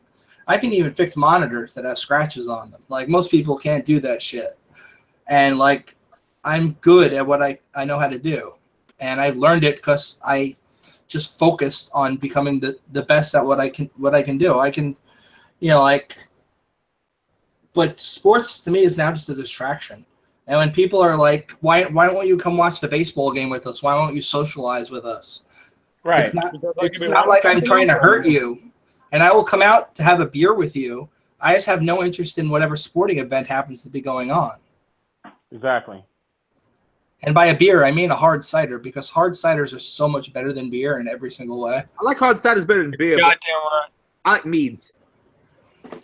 Man, you get drunk on hard cider relatively fast. They taste good. They don't taste like shit. They don't give you the burps. Are terrible, man. Depends on the hard cider. Wait, have you had Zombie Killer? Is that a hard? Is Zombie Killer a hard cider? Zombie Killer is a cider. It's a mead cider hybrid. Okay, I can drink that. That was okay. I've had some like hard the only ciders bottled one that I know that's available all across the country would be like Angry Orchard. That one's terrible. Try some Zombie Killer from B Nectar if you find it. It's from Michigan. Mm-hmm. It's a cider. Right. It's a mead slash cider.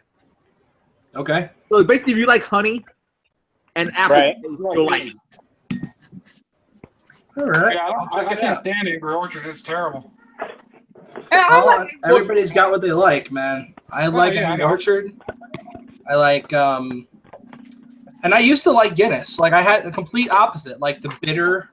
I used to love Guinness, but I just don't like the taste anymore. How about Strongbow cider? I don't like Strongbow. It tastes like Band-Aids to me. Okay. How about, have you had any New Day ciders? Which one? New Day out of Indianapolis. You also I haven't tried them, but I'll give them a shot if I ever see them. All right. I recommend. It's like the best alcohol ever. What? What's that? I couldn't hear you. Breakfast Magpie. Well, that's one of the things that they make. Yeah. Oh, Knob Creek, that's just nice. Yeah, this is my latest. Someone said breakfast magpie though. That's something. When are you gonna polish your Knob Creek? Yeah, New Day. New Day makes polishing my Basil Hayden. I swear, I first got. That was half an hour from New Day. I first got introduced to Knob Creek when I was at ShmooCon, actually. Bill was doing his.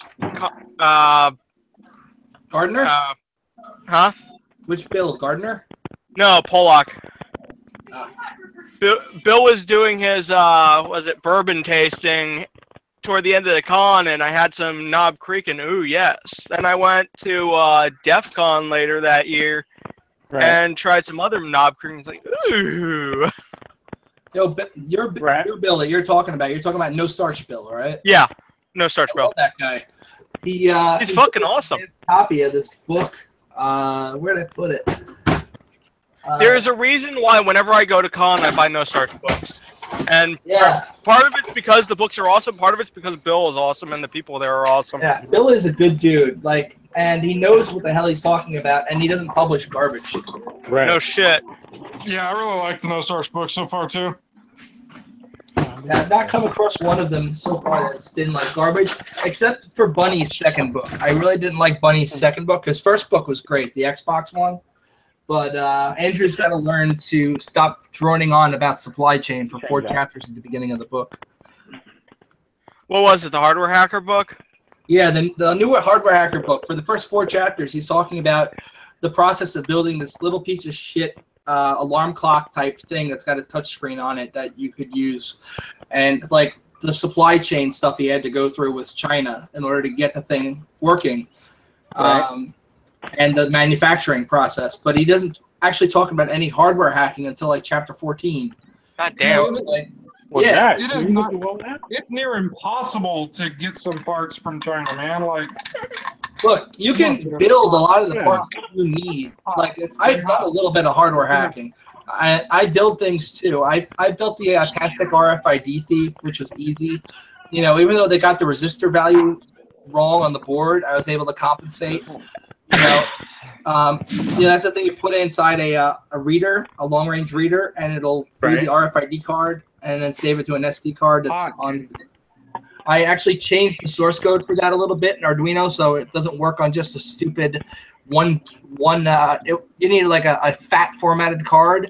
I changed the source code so that it would write to an NTFS card, so I could use a bigger formatted card. You know, wait a second. Why did you use NTFS and not BTRFS? Listen, bitch. I want to read it in a Windows machine.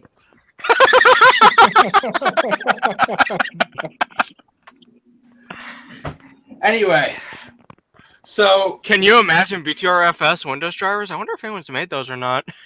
Fuck my life. Every time I mention any file system, there's an argument. We can never agree on anything. It exists! It exists! I found it! Of course it exists. It probably doesn't work with a shit, but it exists. Well, it's on GitHub on your computer, but it'll work. It's on GitHub, bitches! There's the code. Okay. So, like, I've done a little bit of hardware hacking. I'm not the best, but my shit tends to work, at least for a little while until it breaks.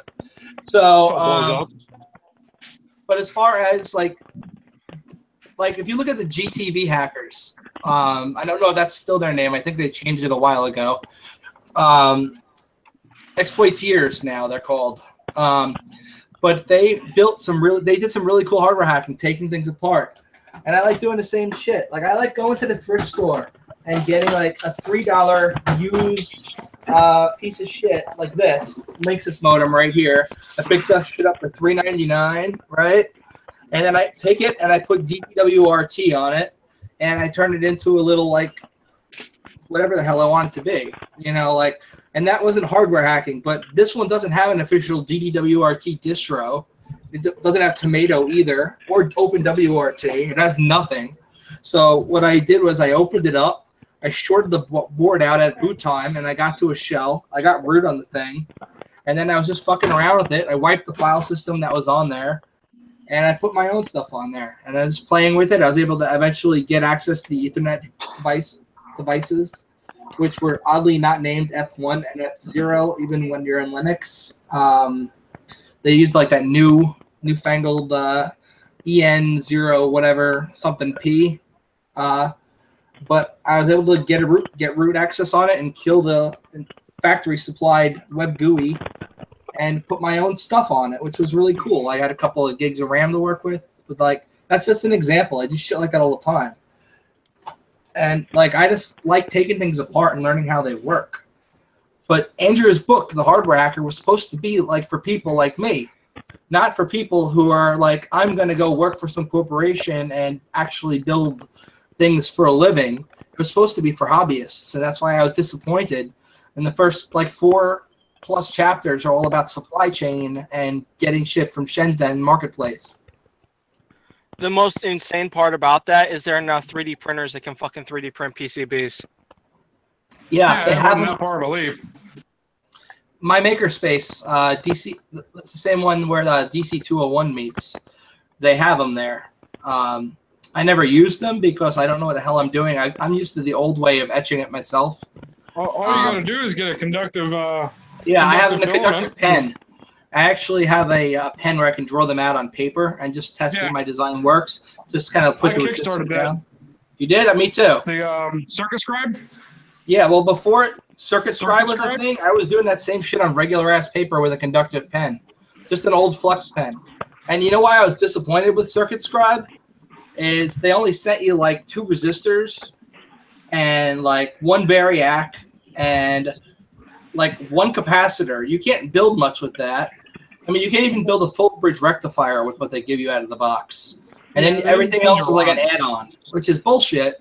I mean, if it's for teaching, they were trying to freaking get enough money to mass produce these kits, which are great for like kids and stuff. You know what I mean?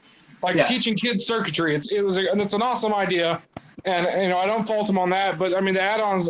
I mean, back to your supply chain thing. They got to get someone to mass produce these fucking pens and then package it. It costs money. Well, the pen they actually sent me with my kit.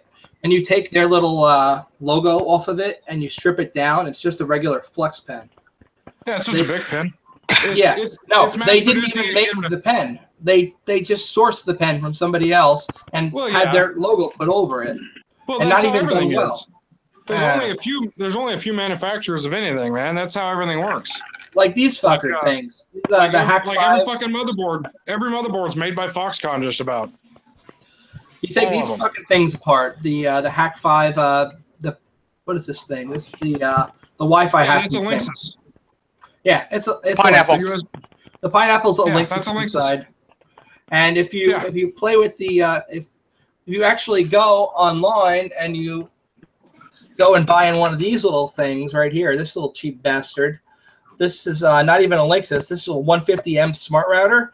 And you dump the firmware from this sucker right here. You can put the firmware from this on this. And all you have to do is change a few values in your bin file for flashing. The little USB pineapple, I think all they did was add an antenna to it. Yeah, they added, hardware-wise, they changed a few things. They added 2 antenna ports on this model. This is the Nano. And they added a micro SD slot that was not in the original. But there's a pinout for a micro SD slot. You could solder one on if you have the breakout board for it. It just wasn't soldered on at the time of manufacture. But you can also get there's other hardware you can buy that can do the same thing. They've been open hardware for the, what's it called? There's a really good one.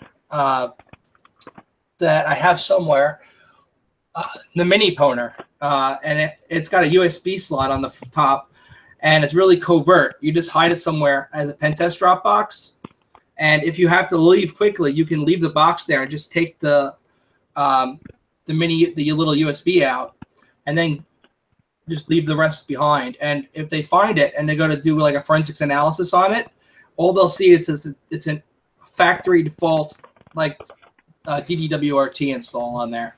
So they'll just assume it's nothing and either toss it or put it in a box with, I guess somebody brought this in from home. Sorry for talking so much. Dude, it's educational. Fuck that. It's awesome. These are cool too. This is the Pogo plug, which inspired the Pwn plug, which you could just plug into an Ethernet network and leave on site when you're doing a pen test. So you just hack this, get root on it, and then you plug this into your network that you want to essentially get a reverse shell to later, and this thing will just auto SSH out. Adrian, your boss, David, actually did a really good thing with auto SSH in his one of his trusted sec projects. We ended up calling it the TAP. It was called, I want to say, the TARDIS for a little bit. It was it? I would call it the TARDIS. That's pretty cool. And I did the trusted attack platform. Yeah. DerbyCon at DerbyCon 1 when I started to speak. We did a talk on a Pogo plug. It's an Intel NUC though, is the hardware they use. Those things are pretty awesome.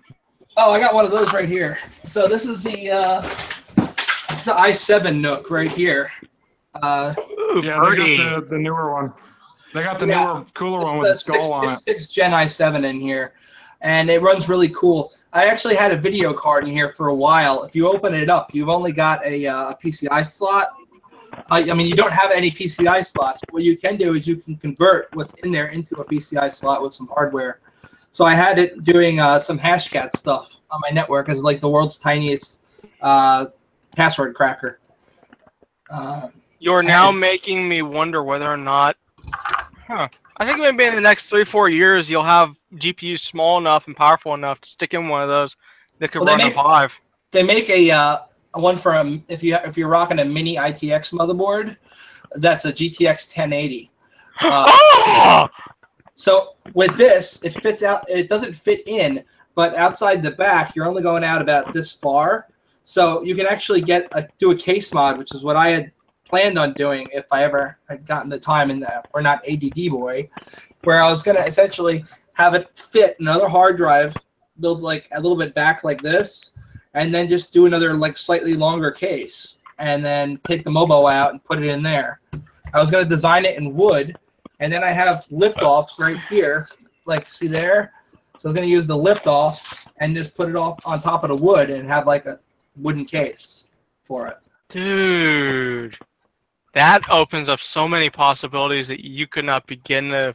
Well, maybe you can't. Fuck it, dude. All you gotta do, all you gotta do is go buy a $74 Asus thin micro ATX motherboard and put a processor and RAM in it. You can get DDR4 support for RAM, and then the latest i7 or whatever the hell it is. It's like $74 plus processor and RAM. Build your own case. Well, what I want to do eventually is I have a ton of cases. You see, I'm not really lacking for cases. You look over there, like you see, I've got like a stack of cases up. I don't know if you can see it or not. Dude, my apartment's a little bit of a mess right now. I apologize, but I've got like a bunch of cases, so I don't have to worry about building my own case. But I can build it. I have a workshop in the garage with saws and stuff. I was thinking about building a wooden case. I just had never seen anybody make one before. So I didn't know if there were any things that I would have to worry about as far as, oh, it's wood instead of metal. What's gonna, But it's not conductive. I know, but it's not conductive. And as long as you have lift-offs, I think it should work. The only way I'll find out. I mean, once I built a case inside a cardboard box, and it worked fine for a month or two. There was a guy that made what was the thing? A dreadnought from Warhammer. He made a dreadnought case for his PC, and that's how he made it. It was pretty cool. It was a pretty awesome case, but yeah, he made it out of wood and some other MDF. So you shouldn't have any problems making it out of wood. The only thing I'd be worried about is moisture if you're in a humid climate. See, I want to integrate this into my case. This is it's a switch that works on 5 volts, and I want to integrate it into the case I build for the NUC, and then have it be powered off a USB port because it's a gig switch that works off 5 volts, but it draws a bunch of amperage. So I could just have it draw the amperage right off the NUC's USB 3, and then have more than one port to deal with. I have a lot of ideas. I never get around to actually finishing anything, though. Well, now that I'm kind of in that process where I have to finish my ideas. Well, I don't have a job now, so I can finish my ideas.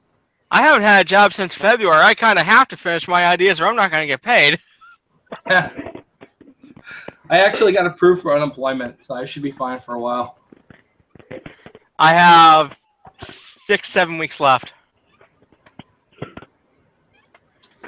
Yeah. Luckily, I had the foresight at my former employer after the incident with the employer before that to start an LLC. I just have to do something with it. Nice. I have one registered in my name called Frank Trezza Technical Services, but I never did anything with it. I started it in with like my local county, and got all the get people Dell certified and start repairing laptops because the fucking retards they send out to fix laptops are terrible.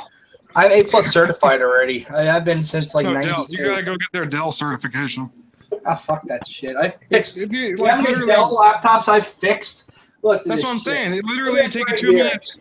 It's like a 20 problem test or 20 I put a new screen on this shit the other day, man. These are nice. I got another one of these coming on eBay that I spent $100 on. This is my favorite model right now, the E5430. It's a little bit older. It's got USB 2, but it's got i7 3rd gen, and the thing just rocks. You can virtualize right off the bat. And I got another one of these coming that I was able to find on eBay for $100. And I replaced the screen because I broke the screen like a dumbass because I was driving in a van across country with my older brother, and I thought it would be a good idea to just throw it onto the seat. So the screen broke. So when I got back home, I just replaced the screen. Oh, by the way, guys, this brings me to the next thing we got on our list. I just want to bring it up. The DACA, I believe James put this in there. There's been a lot of complaints about this. The DACA, that DACA, that stands for Deport All Canadians, right? Something like that, yeah. I don't know for the more than all the Canadians. The Canadians need to go. I'm sorry, but they've taken over our national media infrastructure and everything else. It's like you can't watch TV without seeing a Canadian. Exactly. They're the ones who control the message. We'll let Hot Dish in, but other than Hot Dish and maybe Zoe, all the other Canadians, sorry, they got to go. Like Terrence and Phillip, I've seen their show, and it's just disgusting with farting. They should go. I agree. They're flapping heads so full of lies. I'm just saying. Well, seriously, about the DACA thing, it seems like I was listening to the Ben Shapiro commentary on this. It seems they want to confirm the base by trying to get rid of DACA. At the same time, some of the things Trump said is 6 months later, because it's not actually being revoked for 6 months. And supposedly Congress has a chance to affirm it the right way, because supposedly originally when it went into place, it was an executive order, which technically, depending on who you ask, technically isn't a law. It's not constitutional. So why are people so pissed at Trump and not like Congress for saying, okay, we have 6 months, let's pass an actual Congress-passed resolution as opposed to an executive order? Let's be very real about this. It's easier to blame one person than how many people are in Congress again? Okay. Too many. Exactly. The fact of the matter is the legislative and executive branches are fucking incompetent. And the judicial is competent? Good point. Okay. Just checking.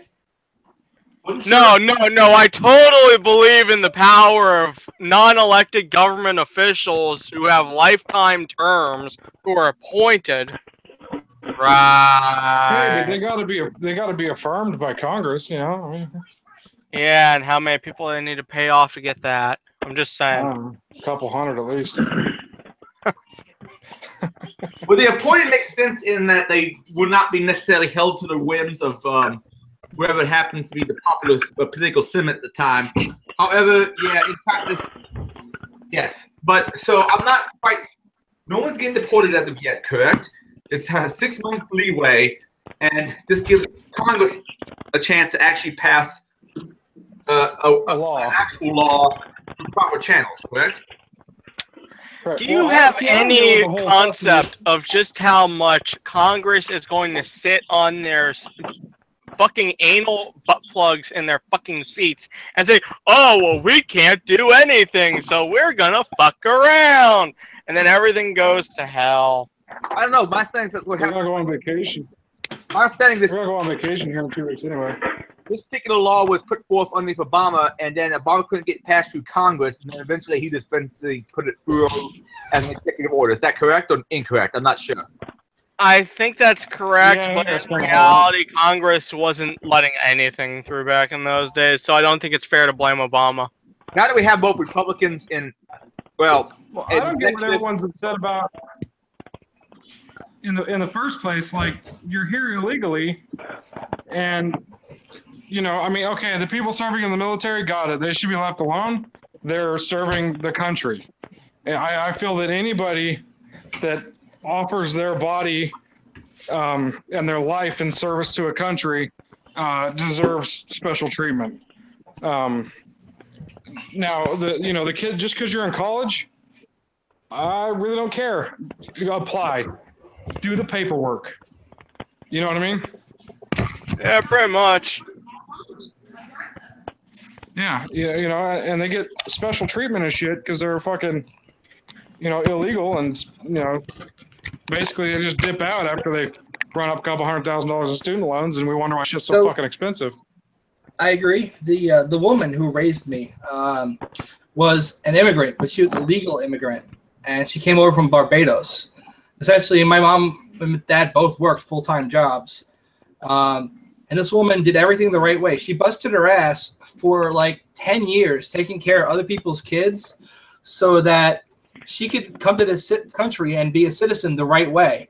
And she did everything legally, and she had to pay up the wazoo to do it. And it's not fair that other people just are able to cross the border and come here and then expect that they'll be a citizen. It's like, that's not how this works. People work very hard to become members of this country if they're not born here. Like, a lot of us are very fortunate. We don't realize how fortunate we are to be born in this country, and we take it for granted. A lot of people fought and died to become citizens and to have the right to be part of this country. And for people to just think that they should have it for free, that it should be given to them because they're nearby, whether it be from above, below, or because they took a plane here and never got off and never went back home. That's not how this shit works. There's a reason that we have a citizenship process. And I mean, it's not necessarily what you think it may be. It's not to keep the undesirables out. It's so that we can make sure that you are going to actually contribute something to this country instead of just taking. Because we all should be contributing stuff. None of us should be just a leech on the country itself. We should all be giving back and making America the best that it can be. That's just my opinion. But I could be wrong. I probably am. I'm usually wrong about most things. Totally agree. I agree. However, I think they do need to overhaul the process.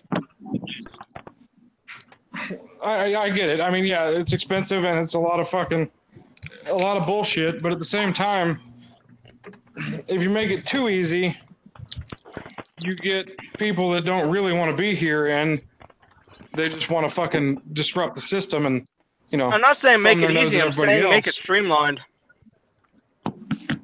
I'm saying up the technology involved, make it more, make it less paperwork and more actually useful is what I'm saying. A lot of government could be streamlined, but it's saying you should streamline the process doesn't do shit without coming up with maybe like do you ever go to DMV? You know how you're gonna sit for like 2 hours regardless of what the hell you need, even if you don't want to renew your car for registration, you're gonna sit behind that bastard who's waiting for their car to be renewed for registration. It's just not the way the government works. I've worked for the government. I can tell you. We had a really good IT department in Nassau County compared to a lot of other countries. Not countries, wrong word. Counties. Well, countries too as well. Let's be real about this. Yeah. But I mean, they spent a lot of money on IT in Nassau County. But even with the money they spent on IT, they then didn't realize they're also going to need to spend money on a security program for to manage that IT. It's like we spent all this money. Well, why can't we just buy a copy of What's Up Gold and be done with it?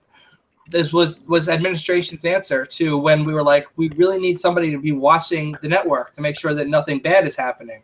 And when people got caught doing illegal shit, Like somebody in the county clerk's office got caught essentially taking the data that was, you could only go to the county clerk's office, use their computers, and that was the only way you could access certain data.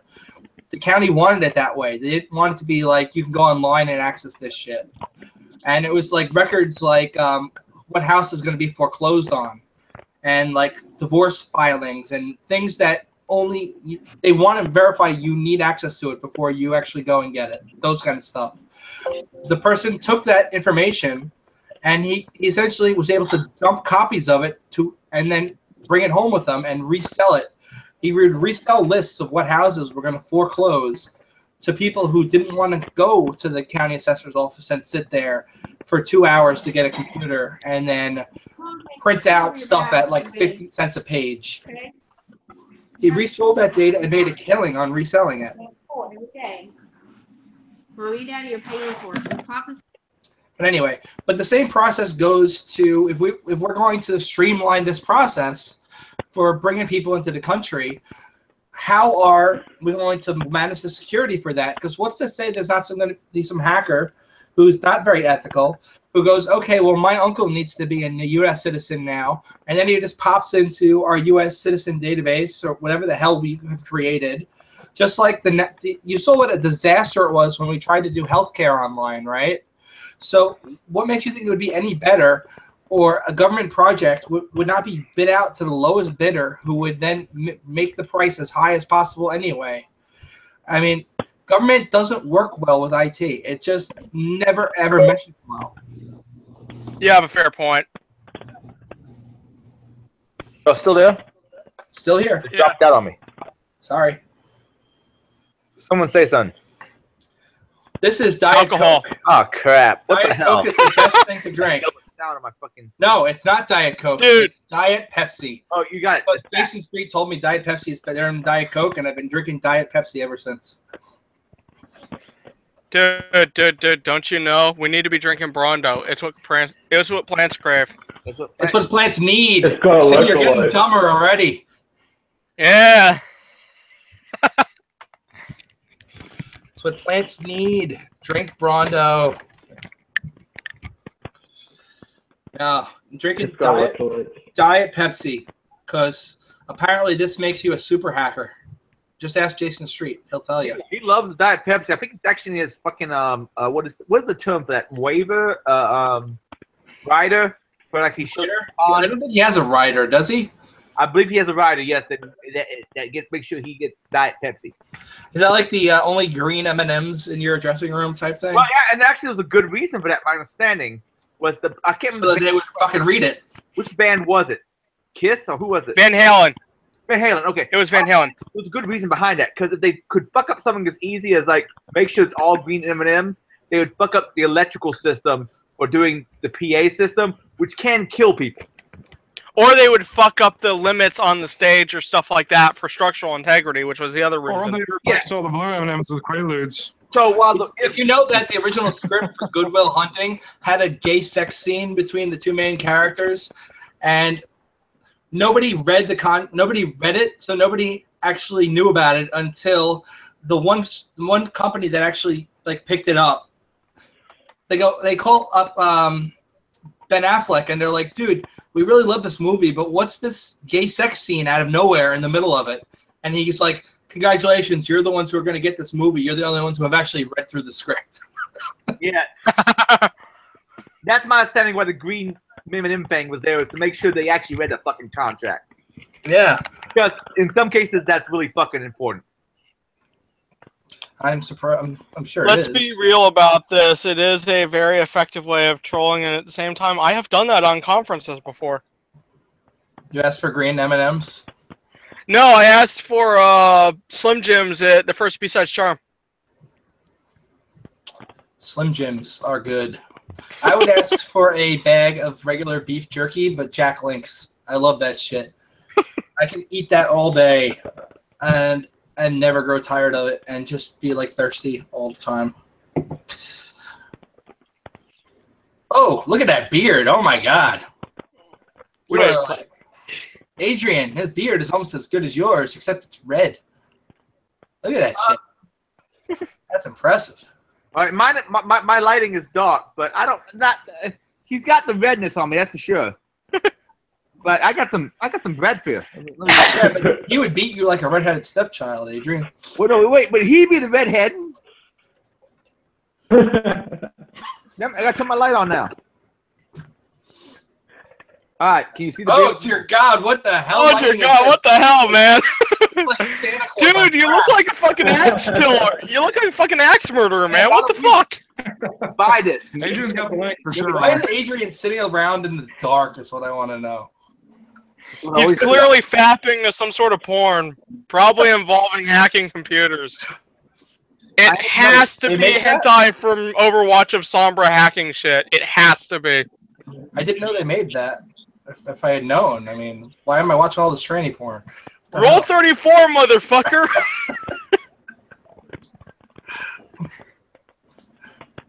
I see a 3D printer, a doggy. That's a nice dog. I don't know how this picks which person it's going to switch over to. I'm not really sure either. Whoever makes noise. It seems It's somewhat whoever's random. talking. Sometimes it's who's talking. It's whoever's making noise. I'm looking at a dog right now, and I'm talking. I'm looking at a dog butt getting smacked. Wow, wow. Wow, there's my pile of crap. So,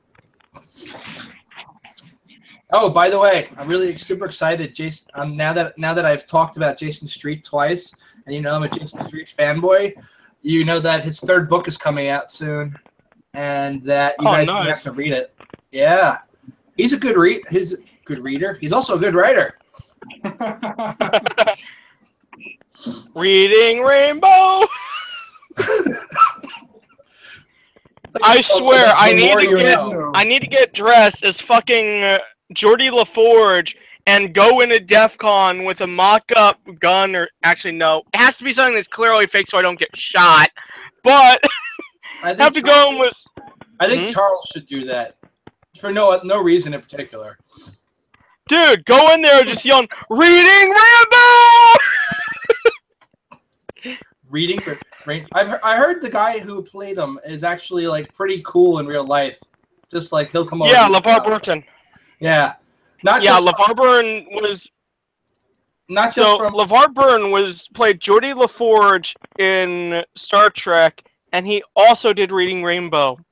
Yes. So a spaceman from the future who is blind and needed an augmented reality headset just to see taught children how to read.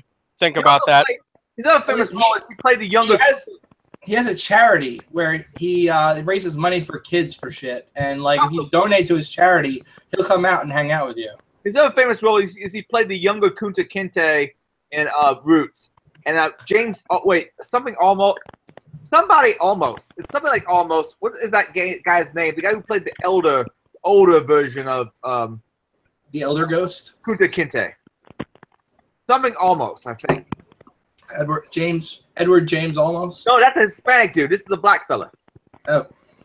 Am I gonna have to IMDb? I don't know who you are talking about, but I do seem to remember O.J. Simpson being in that movie.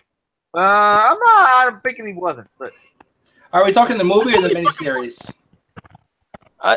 Was it the movie or what the fuck? I thought O.J. Simpson was in that shit. What's the miniseries? All right, so if we're gonna go the new miniseries or the old miniseries, the 1977 one. Crap, I don't even know at this point. All right, so we have Todd Bridges, Robert Reed. That was the guy that was he was what you talking about, Willis? He was Willis. Louis Gossett Jr. as Fiddler. That's not who it is. All right. Well, give me you on who is Kunta Kinte? Yeah, there was two guys who played Kunta Kinte. One was the older guy, and one was the younger guy. And I'm trying to remember who the older guy was. John Amos. John Amos. Yes, that's it. John Amos. And LeVar Burton was the younger guy. He also played Eddie Murphy's future father-in-law in Coming to America. Coming to America. Love that movie. Dude, where would we find a queen? How about Queens? So it turns out. The soup. Let's see. Where fuck? it turns out, are fuck.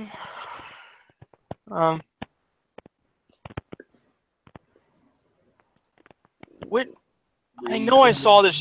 So O.J. Simpson was in Roots the miniseries. Who do you play? 1 second. Kadi Toure, Kaditouray.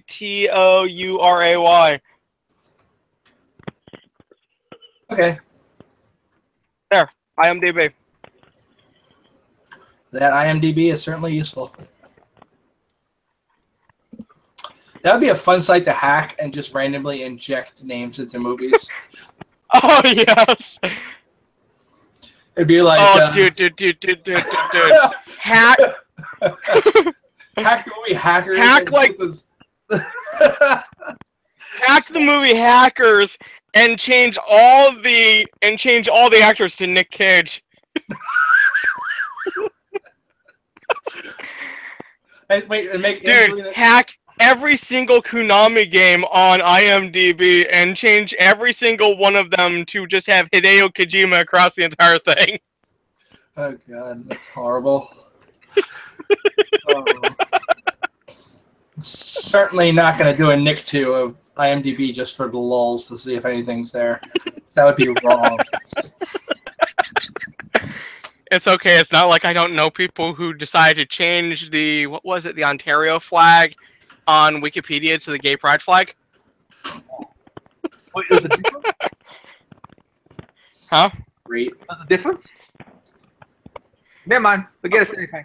I don't think there is, actually.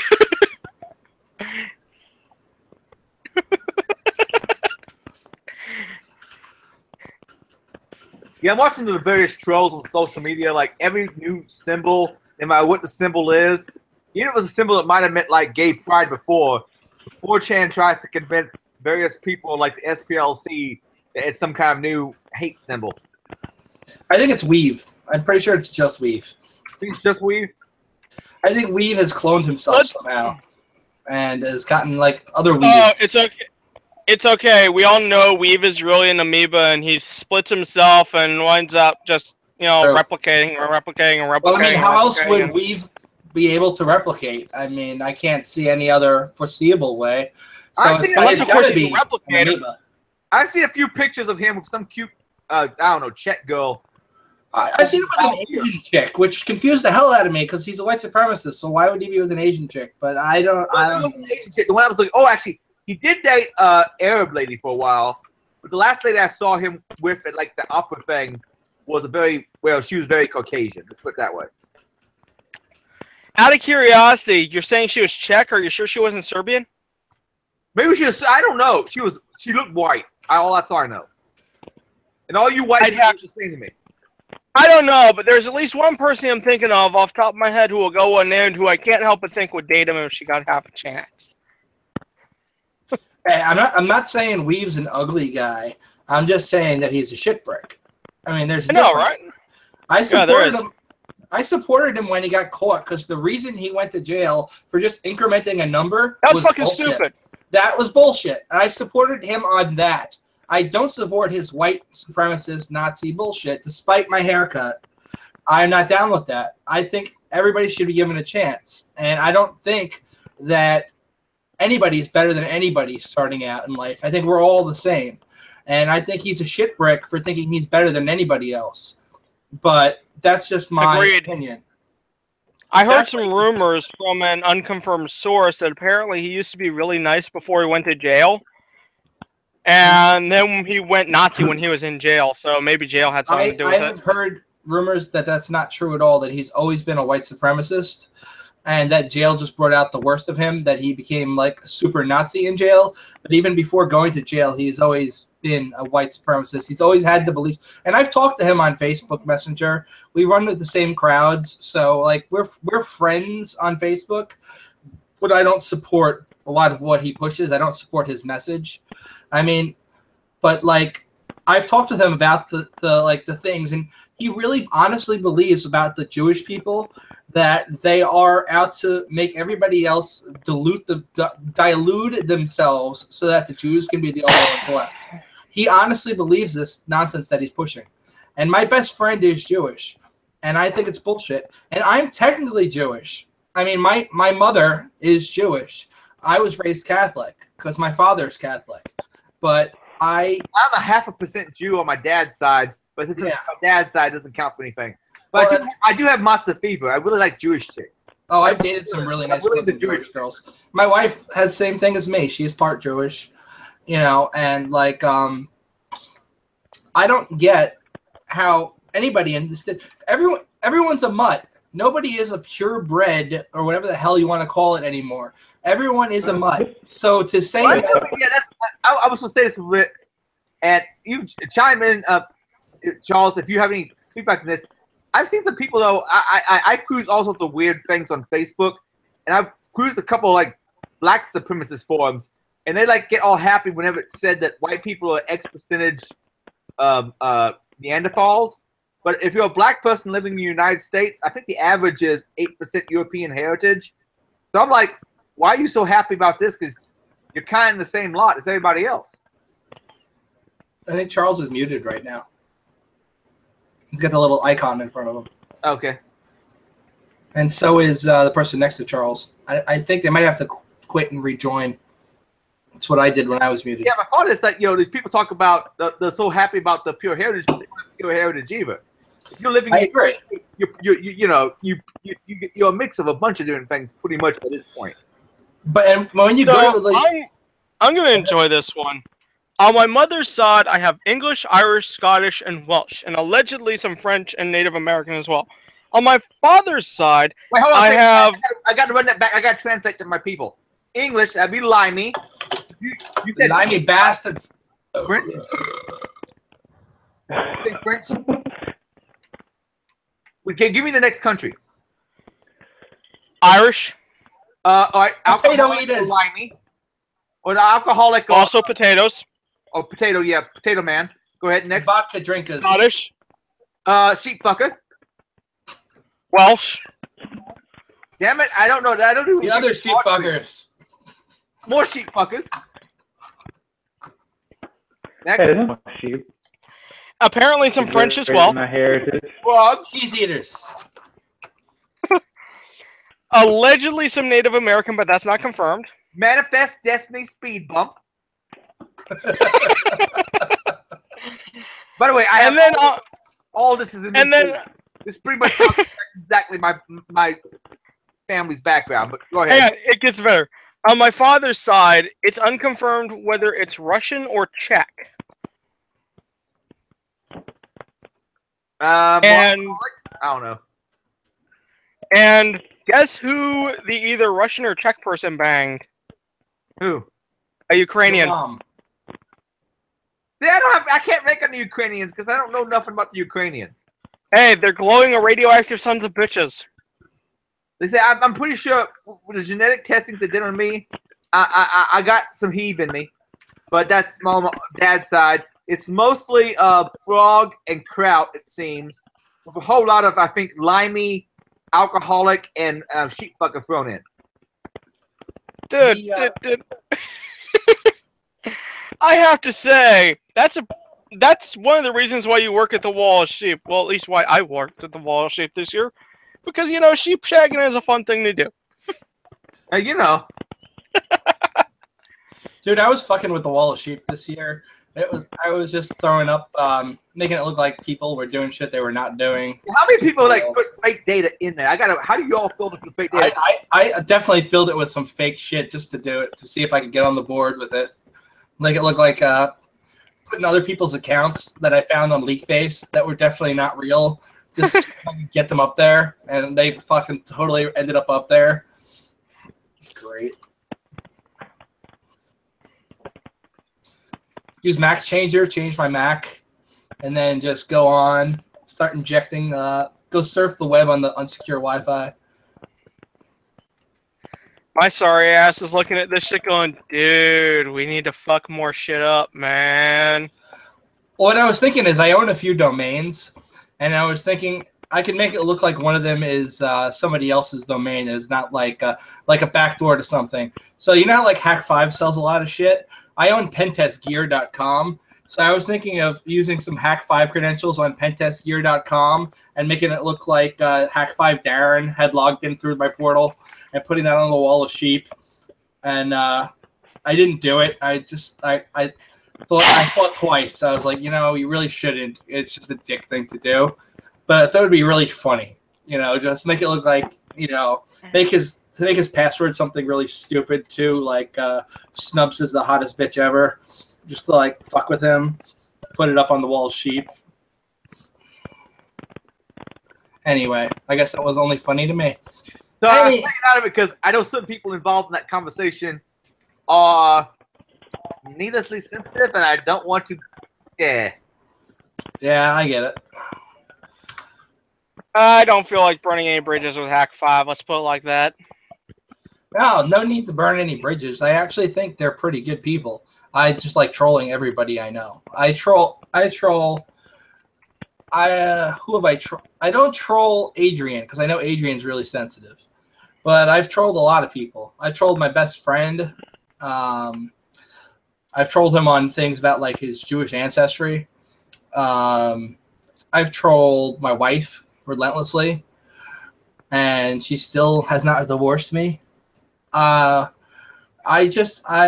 have that little Schadenfreude thing where I like annoying the crap out of other people and watching their reaction.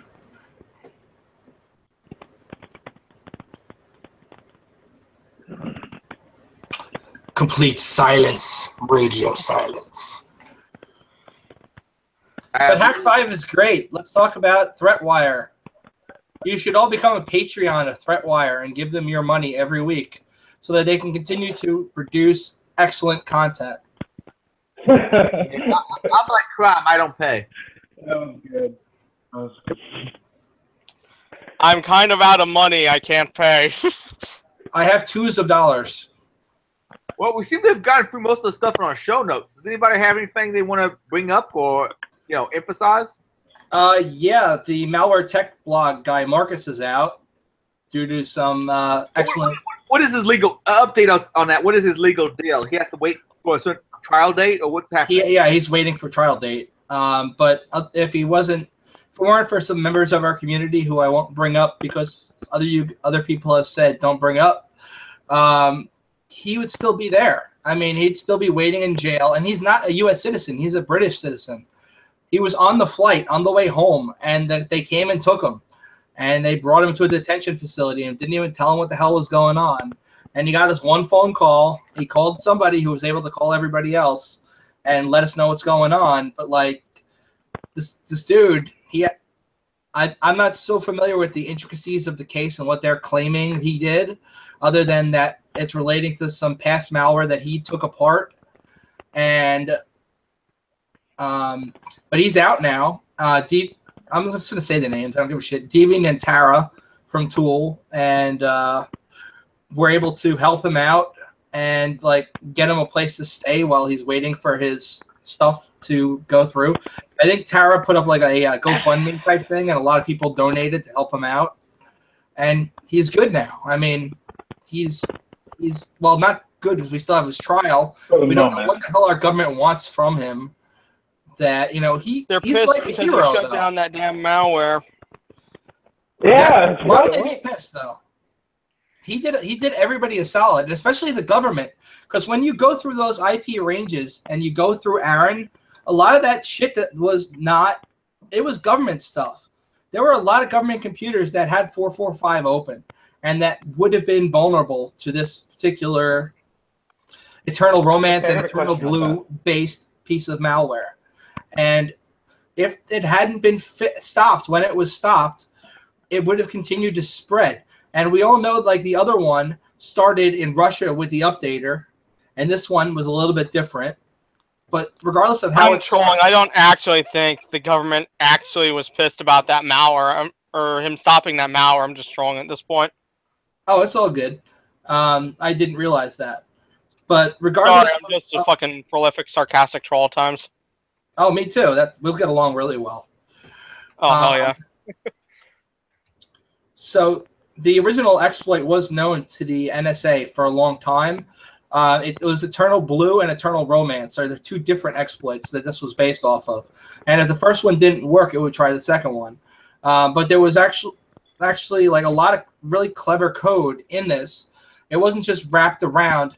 Like there was Petya / not Petya, which I can tell you everything about because I wrote up a thing for it for work that got sent out to our clients.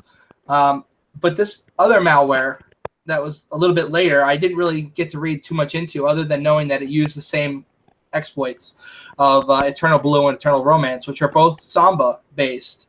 So you'd think, okay, it's Samba, so it's only going to spread within a network. But there's so many idiots who leave 445 exposed to the greater internet.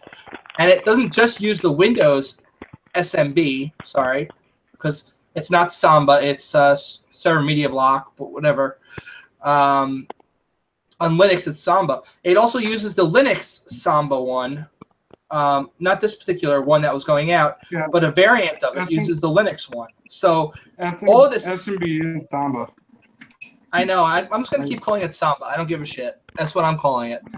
I know 445. I've called it Samba my whole career. I'm not going to change so quickly.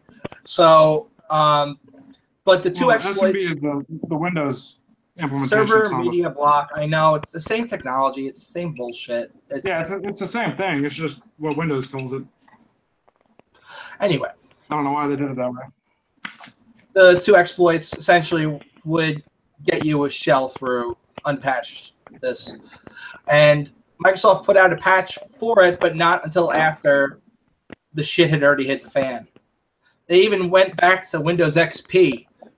And they don't support XP. And they released a freaking XP patch, knowing that ATMs and other critical infrastructure still were running on this. You guys in the game? So yeah, that's the only thing I wanted to touch on is our government and Microsoft could have prevented this whole shit if they didn't intentionally leave backdoors in systems. Just like recently they did with the Intel Management Engine, by the way, if you've been reading up.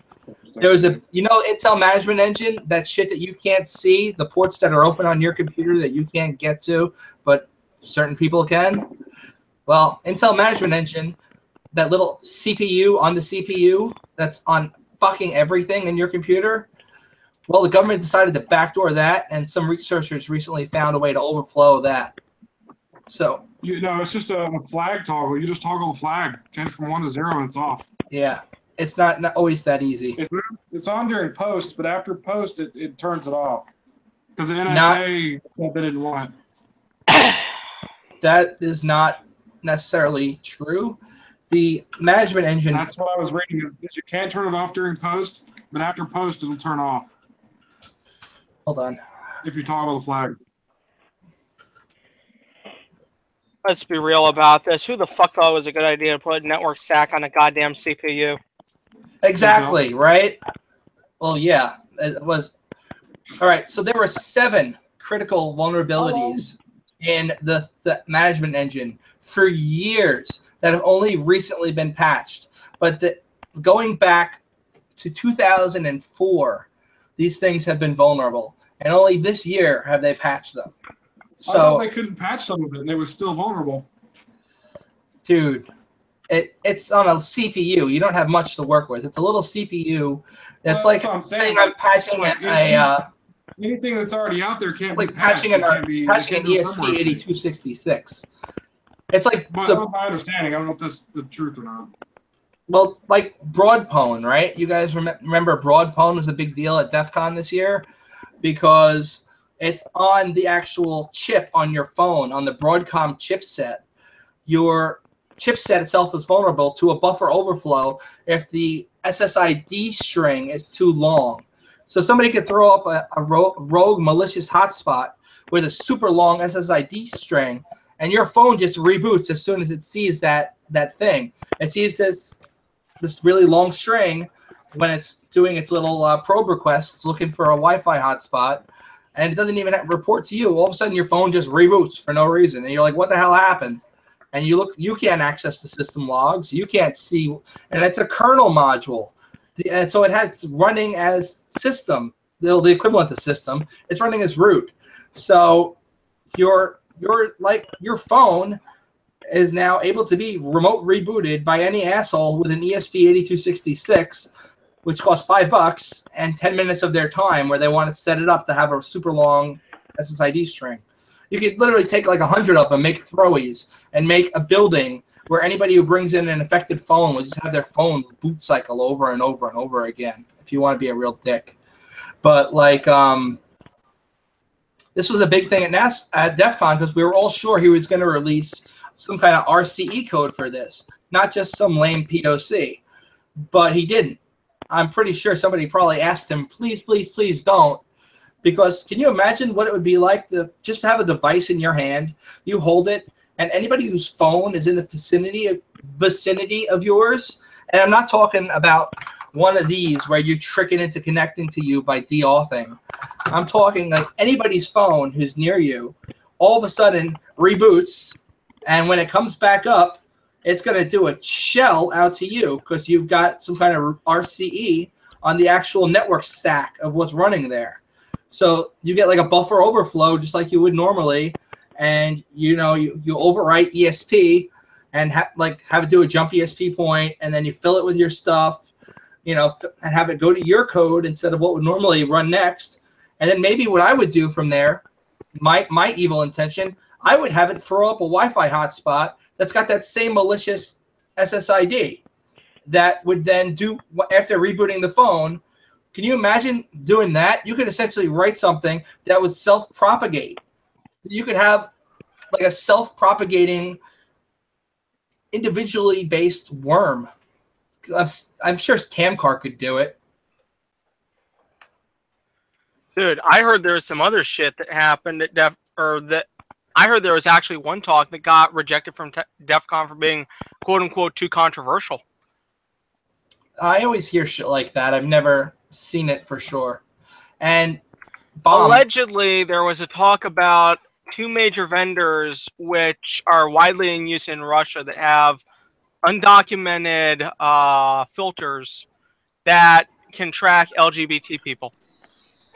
Wait, what? Sorry, I wasn't paying attention. Apparently, there are two major vendors which have undocumented stuff which is used in Russia very widely to track LGBT people.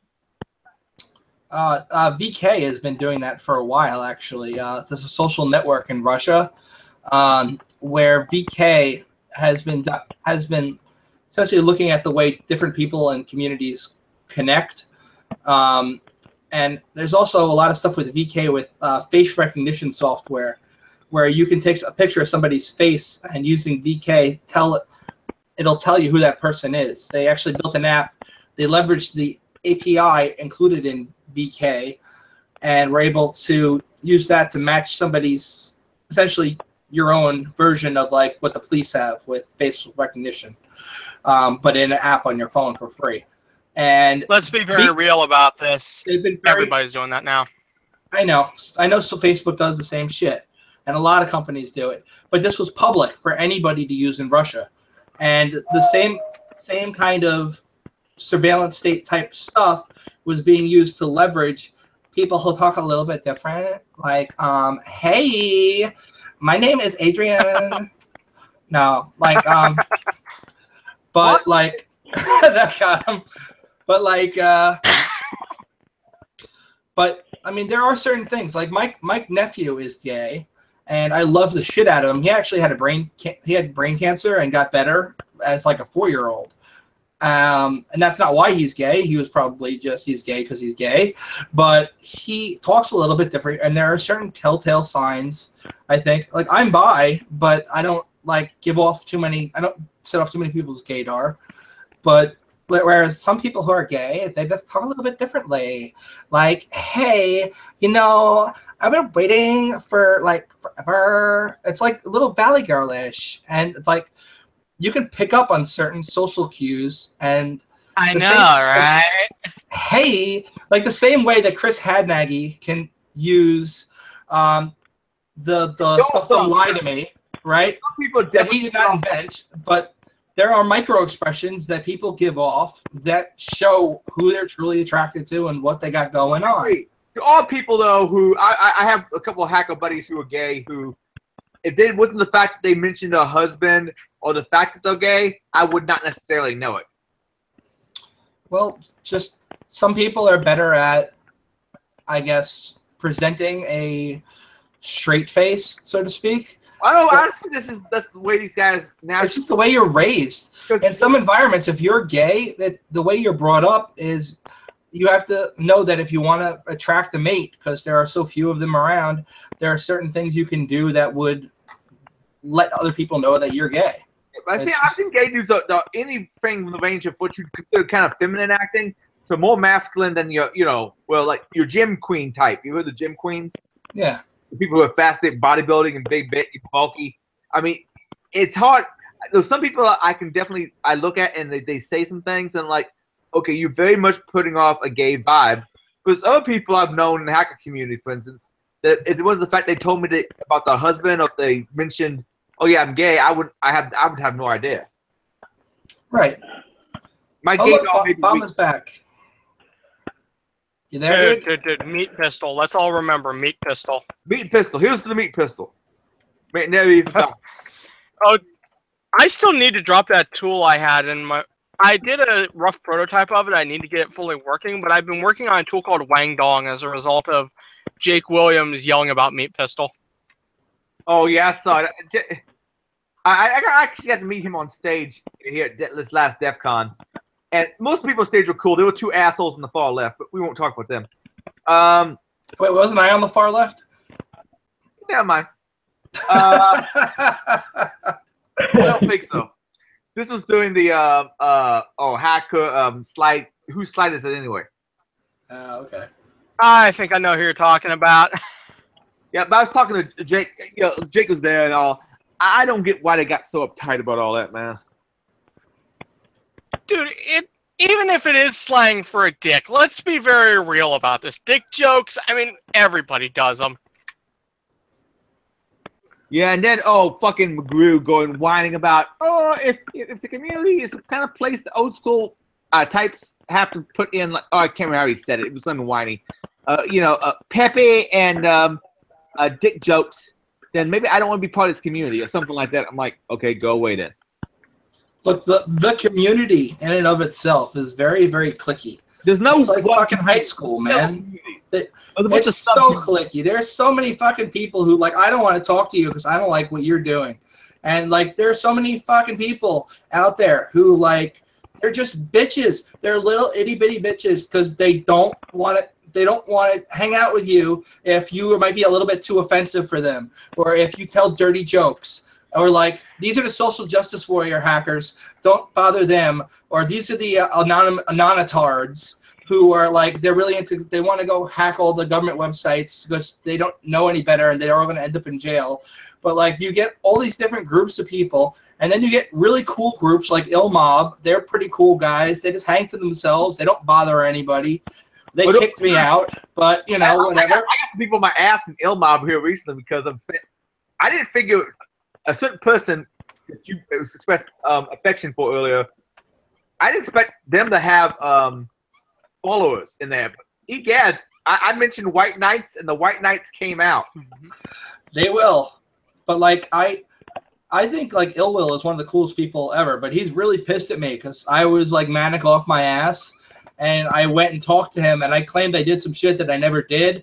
But I was like in what we call in the medical term, I was in a mixed state where I believed like I had fucking telepathy over computers, and I was like totally out of my gourd and was just like saying shit, but he didn't know that.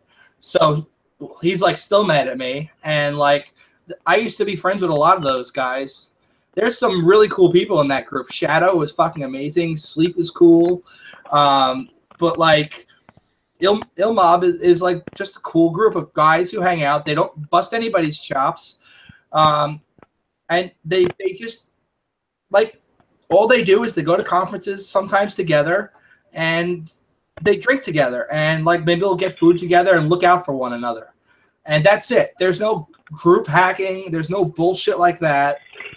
And they're just friends. And I think there need to be more groups like that where, You don't try and be a pretentious prick, and you don't try and like put on airs for everybody else so that they'll think your group is cool. You just be yourself. And if you're yourself, people will like you for who you are. Until you're dealing with HR, and then HR always seems to tell me I go fuck myself. But that's beside the point. All you need are the fucking bullshit things like the CEH to get past HR, though. Any of us can fucking look at that CEH test. Go pull out the app on your phone when you're taking a shit for the CEH. Look at all those questions and just laugh at them while you read them.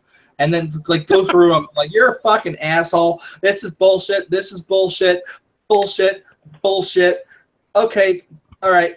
I understand why somebody might need to know the fucking syntax for this Nmap command, but I mean, I could just Google this shit. Why the fuck should I memorize? I'll fucking memorize it. I'll go take the test. I'll get this stupid check mark for HR, and then HR will leave me alone. But you know what? It's better to have your OSCP if you want the really good jobs, the pen testing type jobs.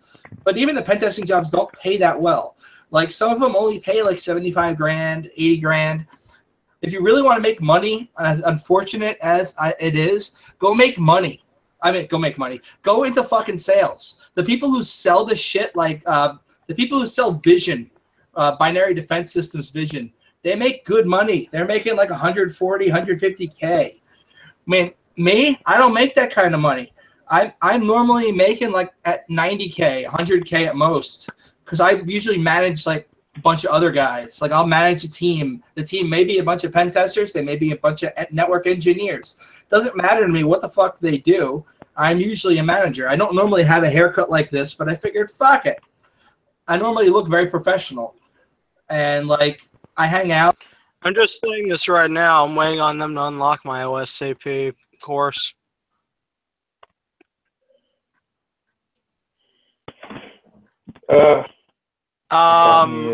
It sounds like you got muted. Frank, you're muted. I did it. I'm just saying. Says it that.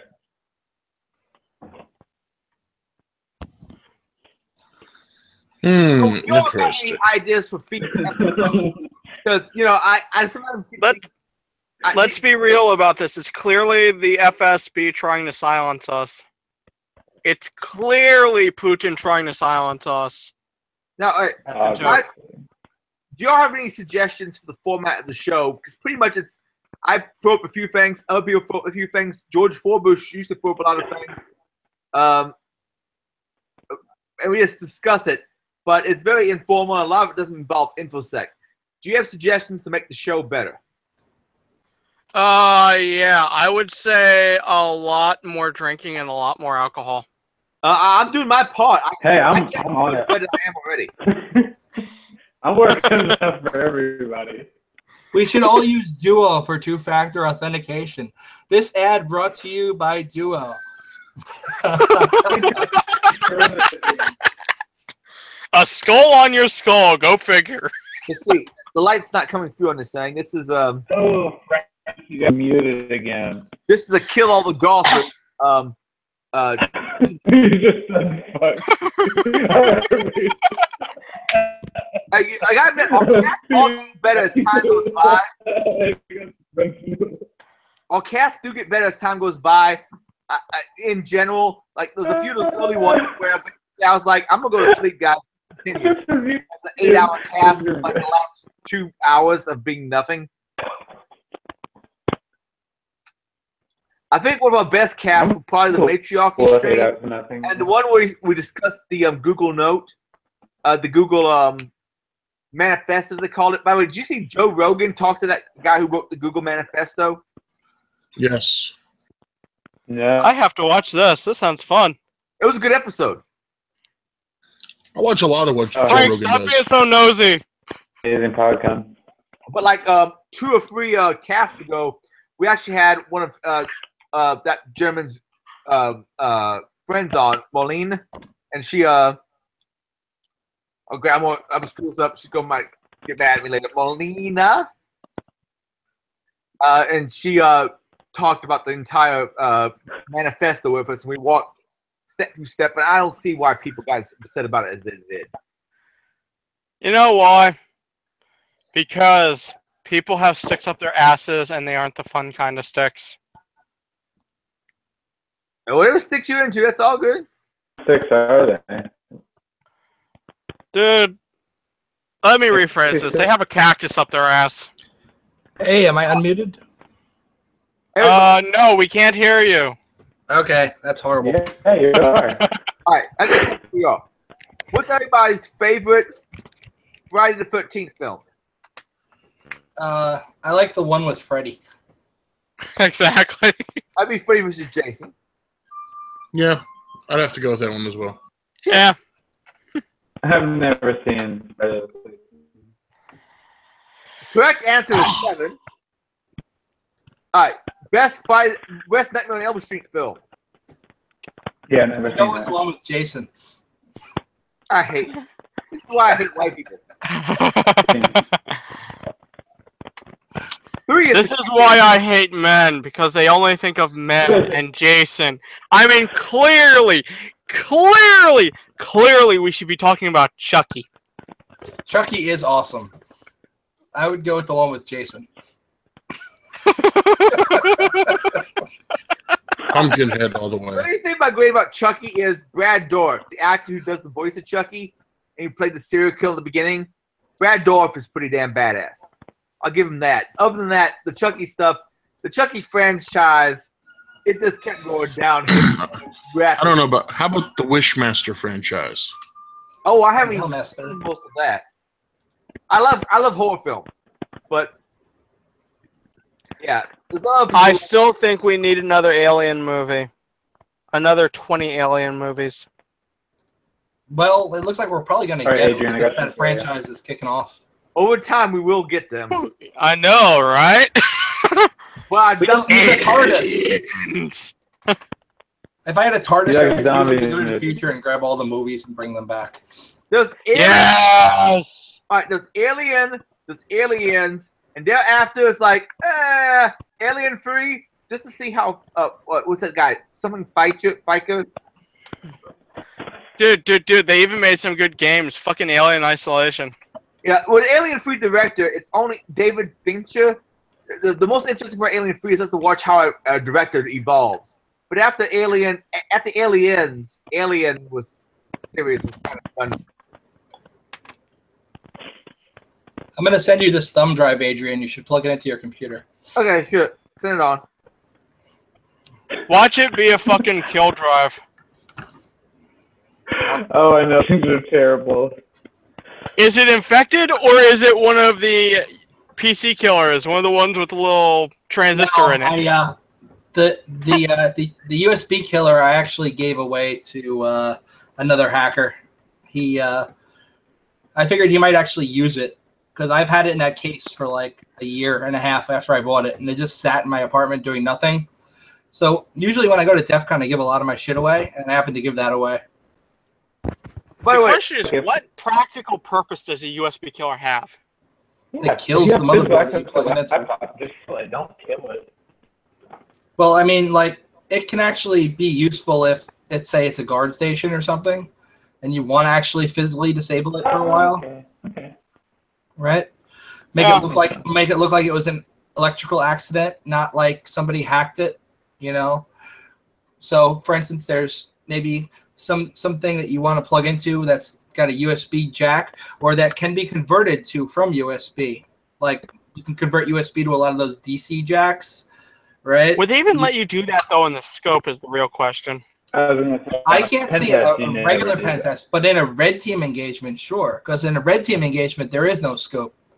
Well, at least it's usually like a real red team engagement is adversary emulation. It's taken from the Army word for red team, which literally means like an actual red team where you're going to have somebody pretend to be the actual enemy. So in a true red team engagement, you're not going to have any scope whatsoever. You go in and you hack the shit out of them. The problem is our industry doesn't understand that, and they've redefined the term pen test also mean red team, but that's not what a red team is. So let me ask you something. If you're assigned to a red team engagement and let's say they don't give you any sort of signed documents whatsoever, is that legit? No. You always need to get an ROE. If you don't have an ROE, it's not legit. It needs to be signed by the customer and signed by one ranking officer of your company. I am neither going to confirm nor deny whether or not there was at one point a person who tried to send me on a red team engagement without giving me any ROE whatsoever. If that was the case, it was most likely not legitimate. It does happen sometimes. Companies just don't know the rules, and they don't provide their employees with the right documents. The last MSSP that I worked for, they tried to send me on a regular pen test, and the scoping document they gave me was for a web app pen test. And I'm like, you guys do know the difference between a pen test and a web app pen test, right? Because you're telling me these machines, these IP addresses are in scope.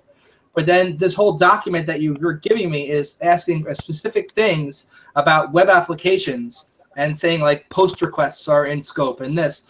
I'm like, this whole document needs to be reworked so that it's talking about actual pen tests on these IP addresses, not a web app pen test. And they didn't understand that management-wise. So I just reworked the document myself and sent it back to management, explaining that the document didn't cover what the customer wanted. And I explained to the customer, if you want the best value for your money, you need to let us look at all the things that a hacker would look at, not just a web app. And the customer was more than on board. Yeah. I'll shut up. Sorry. Let's have this conversation off the record, shall we? Oh, sure thing, dude. No problem. Sorry for talking so much. Live. It's all good. Record. I figured it's a radio show. If anywhere I'm going to talk too much, it's going to be on a radio show. Well, your guy did. I know, right? Shows. The only thing we've really had so far is we had the matriarchy stream one time. I thought about doing like the Wi-Fi hacking scene. I get a couple of people on that I know from the scene who might be good, like Rick Farina and such, and Melnick. So I'm fucking his name up. Shitek? No. It's Rick Melendick. And he's going to kick my ass later on. Melendick, he's a decent dude. Wait, he's got a dick the size of a melon? I like this guy already. Oh, shit. No, he has a melon that's shaped like a dick. Even better. I shit you not. Okay, so he's one of the Wi-Fi Village guys, right? He's Baltimore area. And I have seen him running around with a melon that's shaped like a dick, just stroking it in conference. Yes, Rick already. Marina, and then the FBI guy. Oh shit, Russ, and Mr. X. Those would be the four main people I would want on a Wi-Fi cast. Those guys, I would love to have. I'd love to see them here. Fuck, I need to talk to Russ sometime again soon. That'd be fucking awesome. Or get Rick as well. Yeah. Do you want to do like actual live tutorials and like show people how to do shit? I'll basically talk what the equipment is, what they use, and I thought equipment would have updated, but last I talked to Rick Melendick, apparently most of the gear I currently use is the same thing everybody's using. A lot of the AC stuff really hasn't taken off as far as people hacking the shit out of it. Well, usually whatever the AC password is going to be, it's going to be the same as the 2.4 one anyway. So you might as well just hack the shit out of the 2.4 gig one, which is you already had the equipment for, then try and rebuy all new equipment that's going to be able to go in monitor and master mode to hack the other thing. You have to figure like if I had to monitor everything. I don't think the equipment exists for the AC. That's just it. Right. But it's got to be something that can go in master mode and monitor mode for AC. What question? Doesn't the Alpha have like an AC card already? To do there's an Alpha. Yeah, but my understanding is that Alpha you can't do that with though.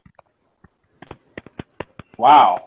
Well, I mean, even just because it's not implemented yet doesn't mean it won't be. I mean, somebody's just going to take apart one of these routers, figure out how to toss it into monitor mode natively, and there you got packet sniffing right there. I mean, you just get on the freaking device itself, and when you have one of them, I mean, there you go.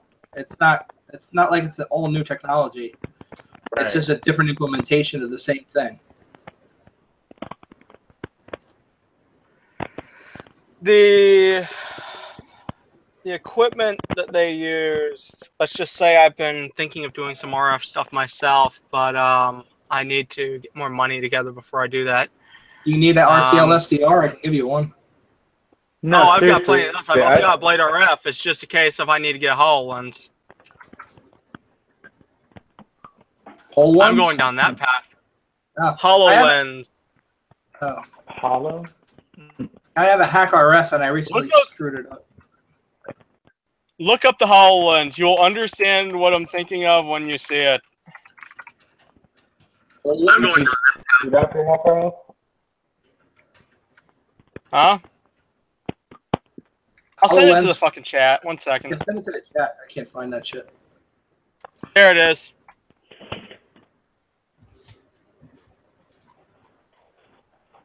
This is the level of shit I'm working on lately.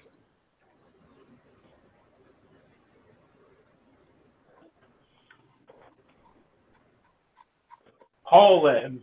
Oh, that HoloLens is hot. I've seen this before. The hell is that? I watched the Mixed video. reality. Oh, that is cool shit. Yeah. So Dude, later on this. Go ahead. Later on this month, I've got my Meta 2 coming in, which is essentially a HoloLens, but it's tethered and it's got a wider field of view. Right. A lot of the stuff I've been working on since early last year has been using virtual and augmented reality to do security tasks. That's cool shit, man. Yeah. I took one of those not that anything as cool as this. Little ESP8266 with a screen and a little box that the guys from Warcaller made. And I took it and put it on my glasses with duct tape. And I was trying to find hotspots with it for Capture the Flag. But this is way cooler. It's like a full augmented reality thing. I've always wanted to have like an actual HUD like you have in the video games. Right. I'm planning on dropping something by the end of the year, if not early next year. It'll probably be on Kickstarter. Okay. That's pretty cool.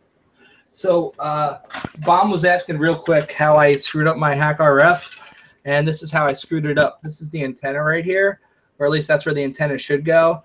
It's no longer going there because the enclosure I had it in with my my Portapack. I hit it too hard against the side and ripped it off, so I have to solder it back on now. So that was the question, the answer to the question that Bomb was asking in the chat on the side. Here, check this out. This is some of the shit that I'm inspired by. 1 second. Check this shit out. I would still have a real HUD.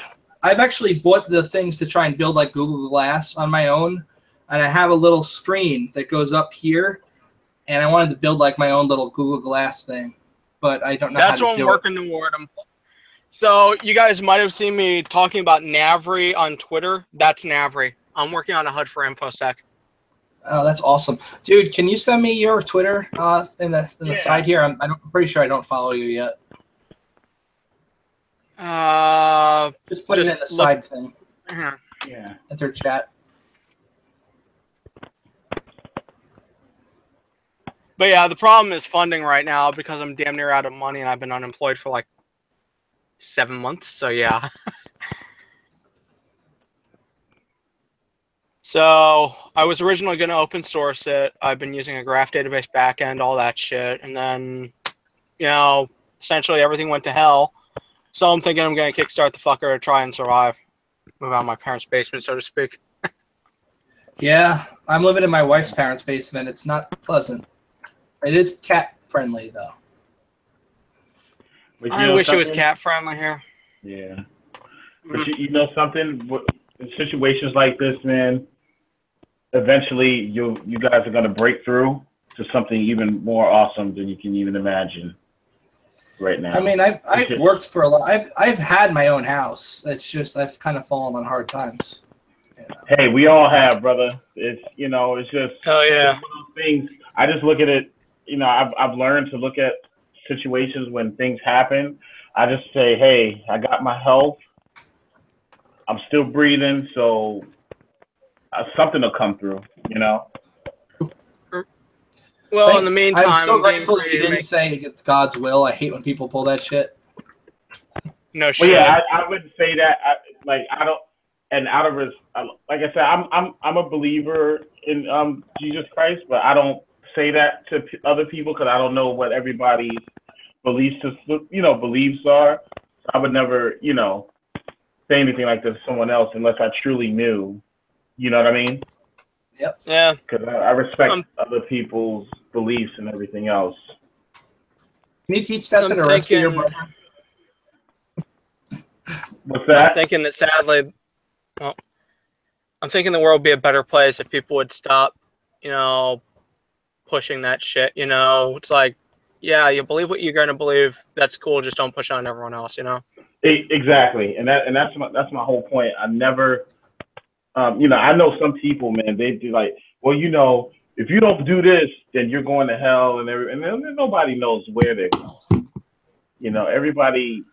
As far as I'm concerned, the universe is a simulation. We're all just one big fucking machine learning algorithm. But I put slightly opposing. The answer is 42.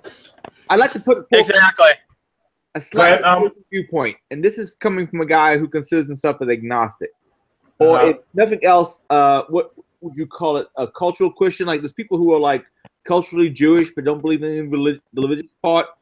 Maybe I'm culturally Christian. I'm not sure what I am. Agnostic. Let's go with that. I remember though I used to hang out with a local Christian group on campus, and one of the things that struck me, there was this one particular red-headed gentleman. CSF? Yes. We'll call him the ginger.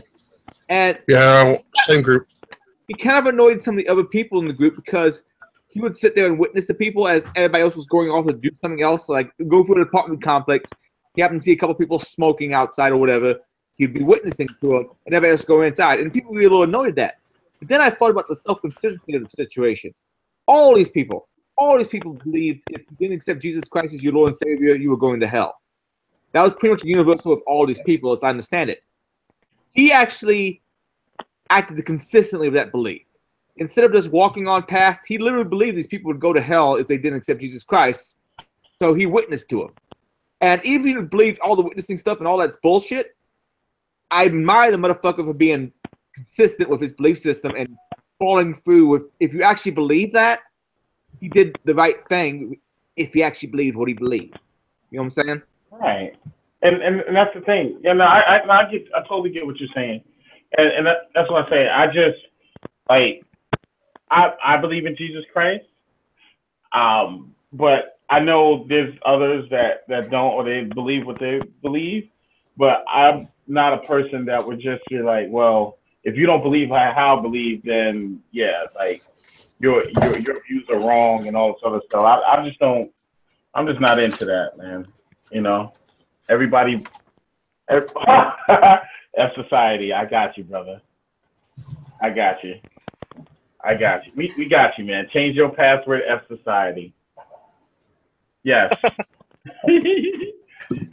But it's just, I think the world would be a better place if everybody would just, even if you don't understand someone's culture or their background, before you judge it, get to know it. Get to try to ask questions. Like there's a lot of don't be a fucking dick. Yeah, exactly. That's the number one rule. But and then just ask questions. You're not gonna know. Don't make assumptions like on TV. Like prime example.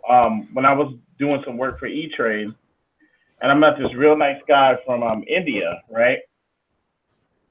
And up to him meeting me, and he told me at the end, he was honest with me. He said, Charles, I'm not gonna lie to you, man. He said, I thought before meeting you, I thought all black people functioned the same way. And I said, well, yeah, he did. Well, he was from India. He just came over from India. And he was just believing what he saw in the media. But unfortunately, the media propagates all sorts of stupid ass stereotypes and end up fucking everything up. Yeah. So but I respected his honest.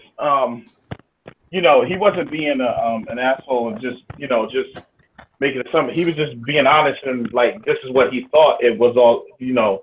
That how black people reacted from what he saw on TV and the media. overseas. And I said, well, so it's TV that's to blame for the stereotypes that he was exposed to. Yeah. Well, and then it perpetuates it, and the cultures of that stereotype fucking embrace it, basically. Yeah. So when he met me, then he realized that not all black people one are the same. Not everybody, you know, it kind of broke his stereotype. And we're still good friends to this day. But he just, I just remember that having that conversation with him. And that's what I said, but same thing with, you know, same thing I tell people too, man, not all white people are racist. Not everybody is what the media perceives them to be. You got to know the individual. Well, what do you think about like the Black Lives Matter people? Not all of them, but some of them have taken it to the opposite extreme, where they're like, they think that all white people are scum and out to hurt everybody who's black. Mm-hmm. Not the general movement, but kind of the fringe members of it. Like the just like with any large movement, there's going to be those fringe people who kind of break off, and there's always a fringe. One agenda.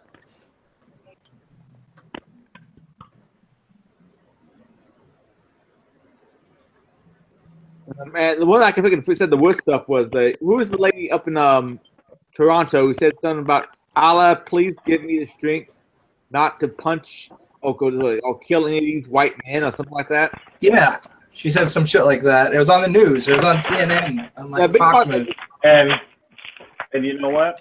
Flying spaghetti monster, please give me strength not to eat all the ramen.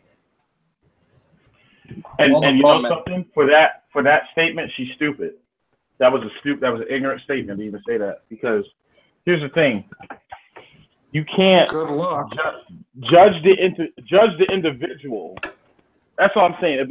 Go at the individual. Stop boxing people into whatever you think they are. We've had this conversation before in the past, where stereotypes. Generally, stereotypes. If you see somebody that looks a certain way or acts a certain way, you automatically assume they're going to be the way you've interacted with people of that.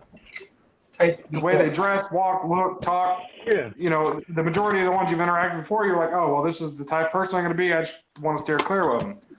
Because, I hear what you say. Because, prime example, I'm nothing like society would perpetuate me to be.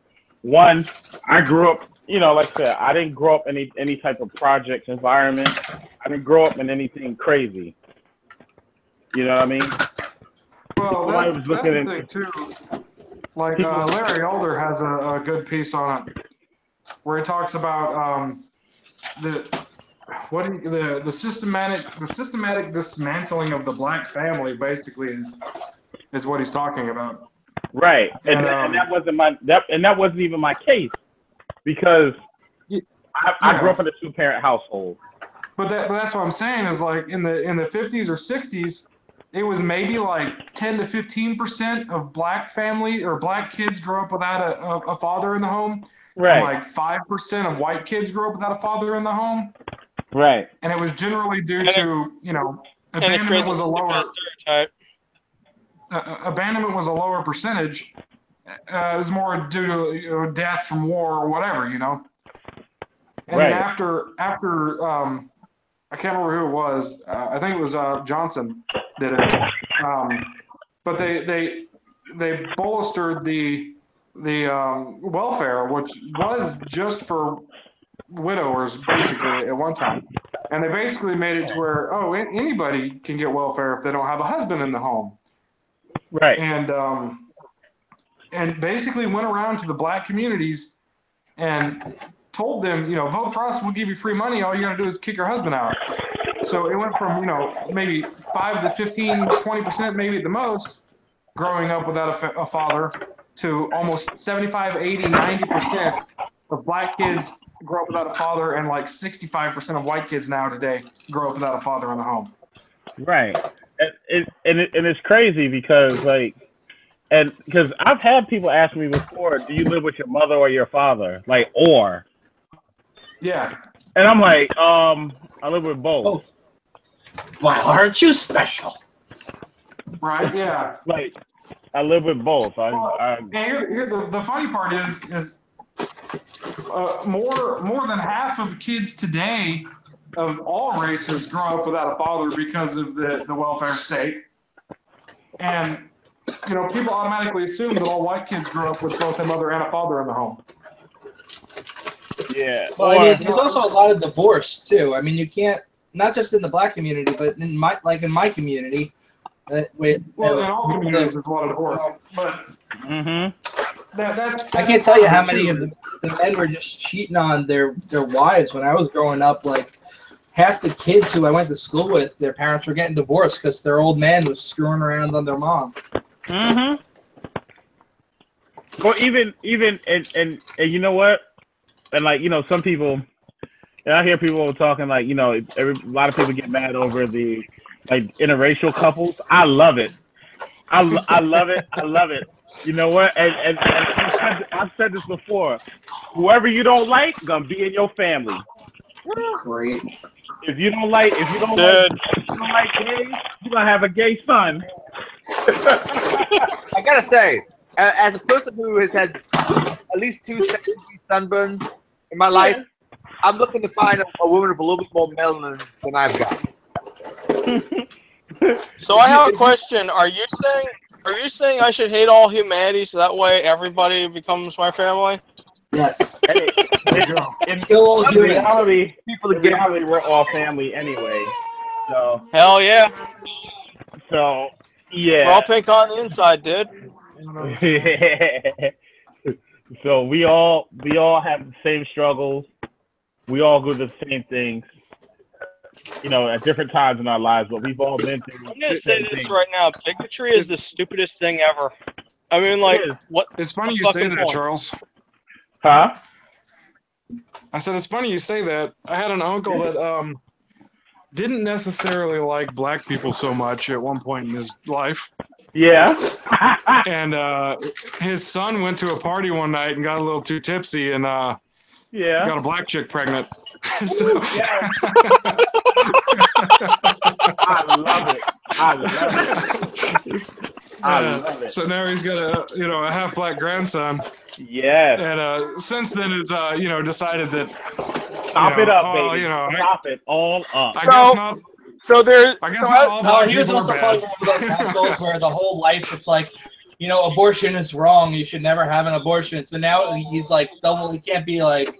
Can't tell the kid go get rid of it, so it's gonna be like gonna raise that kid, and then he was like, I don't know what his stance is on abortion or whatever, but he's not necessarily religious because a lot of the racist people were also very religious people in my at least in my upbringing. The connection there. I don't understand what the fuck. I mean, like, isn't religion supposed to be teaching people, love your fellow person, not be a jackass to your fellow person? It depends on the religion. The flock, man. If the pastor himself is a racist bigot, he's just going to use that platform to push his hate. Good point. It depends. It depends on the religion. Not all of them are the same. There's multiple flavors of every religion too. True. That's the problem. But there's always going to be somebody. He's not necessarily religious or anything. I think it stemmed from. I grew up in a town with very few people of color, except for the migrant workers that came through to work on the farms, and I think it kind of stemmed from his time and his. What was that? Is that like out by California? Yeah, out in the middle of desert California. Like literally, it was a small town until like the late 90s, and the population kind of grew up a little bit because they put a prison out there. But I guess his time in the military kind of did some of the stuff too, because this Vietnam Korean War, apparently the black-white relation was not that great during the 70s, even though they make it look like it was in all the hippie videos. Yeah. Dude, let's be very real about this.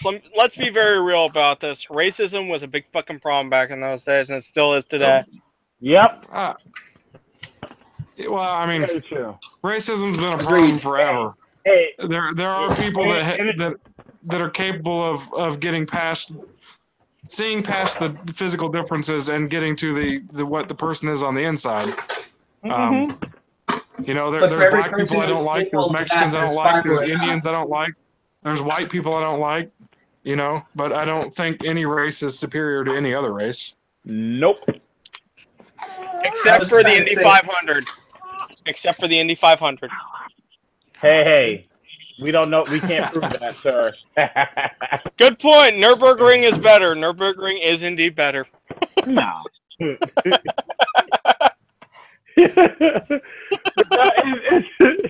Oh my goodness. Well, but it's just nuts. But I think like with this generation, our generation, a lot of them have ignored what their grandparents and parents have tried to teach them about racism, and a lot of them are just branching out and doing their own thing. You know, not caring what their parents think. It's kind of funny because, I mean, from my personal history, I mean, like, my ancestors, I had, like, English and Irish people banging when it's like, I hate the Irish, I hate the English, and then their kids just start banging and all that stuff, and that just is a continuous pattern through my family's history. So the Irish and English still don't get along very well. Yeah, growing up in an Irish household, mostly, yeah, my mom was Irish. If I was to go to England, apparently I'm supposed to be very careful because I might just get stabbed because I have red hair. The Southern Irish really dislike the British. It's the Northern Irish, they like the British. Well, you know what? Well, the Southern Irish really have a good reason to not like the British, but yeah, I know. And I'm just saying, like, my family's from Southern. My mom's family is from Southern Ireland. So they really dislike the British. And like when I told my mom I like Doctor Who and it's a British TV show, she's like, I don't want you watching that because it could give you those British morals, you know? But at the same time, you know, that shit happened fucking 500 years ago. Fucking get over it already, you know? But you know what's funny? You know what's funny? I wouldn't survive nowhere in Ireland. I couldn't go to north or south. And my last name is of Irish descent. I don't think you would have any problems in Ireland. Yeah, you would have no problem. They're not as discriminating as you would think. And as far as surviving with the weather conditions, you'd be surprised. It's like 70 and cold most of the time. What are you saying? Black people can't survive in the no, I mean like the weather.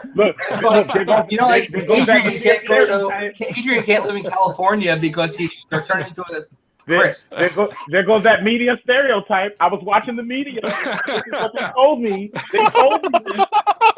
They did, I tell you. They told me this, and now I believe it. Oh, here I am. Still. You know, I heard Adrian can't go out in the sun too long, otherwise he'll burst into flame. Pretty much fucking true. It's okay. It's okay. We all know that I know that if I go out into the sun, I wind up becoming red, and then people wind up thinking I'm a target for some reason. This is what I did in the psych ward when I had nothing to do. Scrolling handles and writing them on pieces of paper. Okay, then. Yeah. The sun likes me for some reason. Dude, when I was in a psych ward, I was drawing up algorithms and shit. What the hell? I made myself a new logo for Twitter. Oh my goodness. Veritas. Oh man, that was nuts. But they're fun nuts. So I got stuck in a psych ward back in May for suicidal statements, and I wound up asking for some paper. So I wound up just writing up algorithms and shit the entire time I'm there. And at one point, one of the staff there just started singing the Big Bang Theory theme song. Yeah, that's great. So wait. How many people here on my stream right now have been in the psych ward recently? I mean, well, I went up there one time to get somebody out. Well, I just got out. So I got out like a week ago. And I was there for a fucking month. Man. Well, places away. Welcome back. Thank you. Welcome back, brother. Yeah, man. It was rough this time because I'd been fine and unmedicated for like 4 years, since way before I was married. And so it's just like they put me back on meds, and I feel so slow compared to how I was. I can't think as quickly about meds, man. Yeah, the meds, I mean, they help you, but at the same time, it has that weird effect where it's like you weren't operating at full throttle, so to speak. Yeah. Well, I was actually really stupid the first time they put me on meds, and they had me on a lot more minutes than I'm on now. And I was so dumb. I dated this girl who was like a known whore, and I met her in a psych program. Yeah. And then was surprised when, after getting engaged to her, that I found out she was screwing pretty much everybody. Wow. Yeah, I was engaged to her, man. So. But you met her in a psychiatric program? Met her at a psych program. I knew better, but I dated her anyway because she was pretty and Jewish. I want to put the question out there. Yep. I met her at a program called CDT, which stands for Continuing Day Treatment. And while I was with her, I didn't realize that she had been cheating on me the whole time. And then I got engaged to her. And when I found out she was cheating on me while I was engaged to her, I had a psychotic break and went into the hospital because I couldn't take it. Because it's like, I just couldn't believe that this woman who had invested like 2 years of my life into, her name was Rachel, could do shit like this to me. I mean, she had told me like her exes had tried to rape her and stuff. So I contacted her exes and like yelled at them and been like, how dare you? And then when she broke up with me a couple of years later, when I was doing well and I finally like had a girlfriend who was Carol, my now wife, all of a sudden out of the blue, I'm starting getting messaged by like random guys all screaming at me, claiming that I raped her. And I'm like, what the hell is she saying about me? Apparently now that lie that she had told me that her exes had raped her had morphed into I was one of the exes who raped her as well. And now she was telling that to all the current guys she was screwing, which were many, by the way. And I got like multiple guys messaging not only me, but like everybody in my contact list claiming I was a rapist. Like everybody on Facebook who I was friends with. Because I had my friends list publicly exposed at that point. So they felt the same thing you did back in the day. Yeah. Was getting like I was a little kinky back in the day. I dated a dominatrix after this girl, but I never did anything with this girl that could even be considered like even a little risque. Like she was very vanilla. She just wanted like straight up missionary and nothing else, and she didn't even go down on you. So, oh no. Yeah, man. So it was hell like, no, man. Fuck that shit. Right. She gave me a blowjob for my birthday. That was the only time I ever got head from her. So talking about I was watching for your wife in the background. Talking about my ex Rachel and how she cheated on me.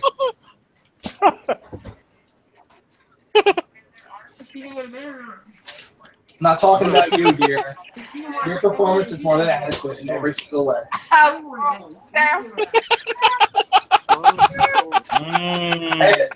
Any chance I can get a sandwich? Someone's in the doghouse tonight. What? Definitely not. Am I in the doghouse? No. Okay, good.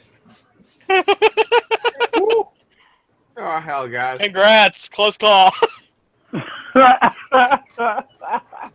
That's twice now, man. You're just going through it today, bro. I didn't tell her to open the door while she was naked, man. I don't look like anything was really seen.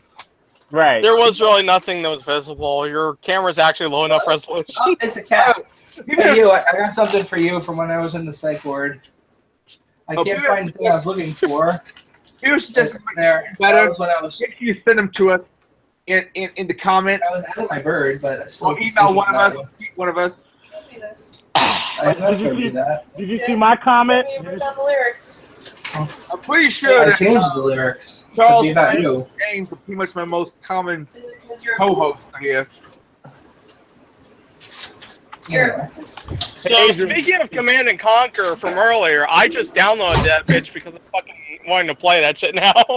Yeah, you used good old games, right? You know, you paid for it. Oh, here's the coolest hack I got for you. If you really like games and you like actually paying for them every now and then and not just pirating the shit out of everything, there's this website called Kinguin, Kinguin, kind of like Penguin, Kinguin.net, and they resell Steam and other CD keys for like GOG and other. I know about them, and I can tell you right now, game developers fucking hate them because they kind of shaft the game developers. Fuck, I don't care. I got a copy of Fallout New Vegas for like $10, and I've been playing that shit all week. When on Steam, the cheapest I could find it for was $35. And you know what? It's a legitimate copy, and I don't have to worry about anybody coming to steal it from me. And I've got buyer protection on it, and if at any point they do, I paid an extra $1.50 and got buyer protection on it. So I don't care if game devs don't like them. They kick ass, and I'm saving money on my video games. And I don't have a lot of it to go around. Otherwise, I would have just pirated them anyway, and they would have gotten no money. So it's like people who bitch that the royalties to artists are not enough on streaming services, and then it's like, okay, well, fine, I won't use your fucking streaming service. I'll just use BitTorrent and pull them all down that way. That's like, you know, fuck it. This is stuff where I'm trying to think of ways to fix that stuff in a way that helps the artist and the consumer. Well, I think there have been some kind of attempts. asshole. Yeah, there have been some attempts. Like there's the what's it called? There's this thing where you can buy a certain amount of video games in like a package. You can do it with books also, usually ebooks. I forget what service this is. I know that No Starch did a thing where you can get like all the No Starch InfoSec books for like $10, and if you wanted to go up to like $15, you would get a couple of extra ones. Humble Bundle. Yeah, Humble Bundle. Thank you, Bomb. You're the bomb diggity. So yeah, Humble Bundle. So they've had some good shit. But I know when they do a Humble Bundle, they don't put their best stuff forward. A lot of the times it's just a lot of things that are somewhat connected but disjointed. And they're not obviously making a lot of money on these. But if the devs, you know, want to get paid for their work, they should do what the guys, like there are some games out there where the devs literally work directly for the people who want to play the game. And they'll do like a Kickstarter and be like, you want these features added, get us this amount of money and we'll work towards building these features out. Instead of being like this company where they're going to develop a product that the company, like, oh, there's this movie, so we're going to make a video game for the movie, and it's only going to have this content, and it's never going to be updated after the initial game release. It's like, there's so many bad video games out there. So it's like, I don't feel bad about pirating video games. I don't feel bad about doing that, but I feel when I'm using a website like Kinguin, at least I'm paying something for it that I could have just as easily pirated, you know? And they also have Windows CD keys and other shit that you can buy if you don't feel like pirating that and using a loader and possibly infecting your copy of Windows so that you can have it for free. By the way, there's a really cool trick if you want a free copy of Windows that doesn't require any loader or any other bullshit. Look into Windows for the visually impaired. You get a free copy of Windows as long as you're using any accessibility service. And they don't specify which accessibility service that is. So you can have Windows 10 that's pirated and then grab the downloader for Windows for accessibility services and then run it and tell it I want to upgrade my current version of Windows. And when it upgrades it and you look at how it's registered, it now shows that Windows is licensed and registered. Interesting. Yeah. And I wouldn't recommend using it in a corporate environment, obviously, but if you got a couple of home rigs and you want them rocking Windows 10, Windows for accessibility services it is, man. You're fucking set. It only works on Windows 10, though, so you can make sure you disable all that privacy shit once you, enable all the privacy shit, disable all the spyware shit that's built in.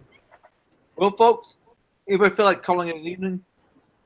It's up to you guys. I guess if Adrian. Yeah, man. I'm about ready to go out to sleep, so you all have a good evening, and thank you very much for joining, and I'll catch you all about 7 p.m. EST next Wednesday. Next bat time, next bat channel.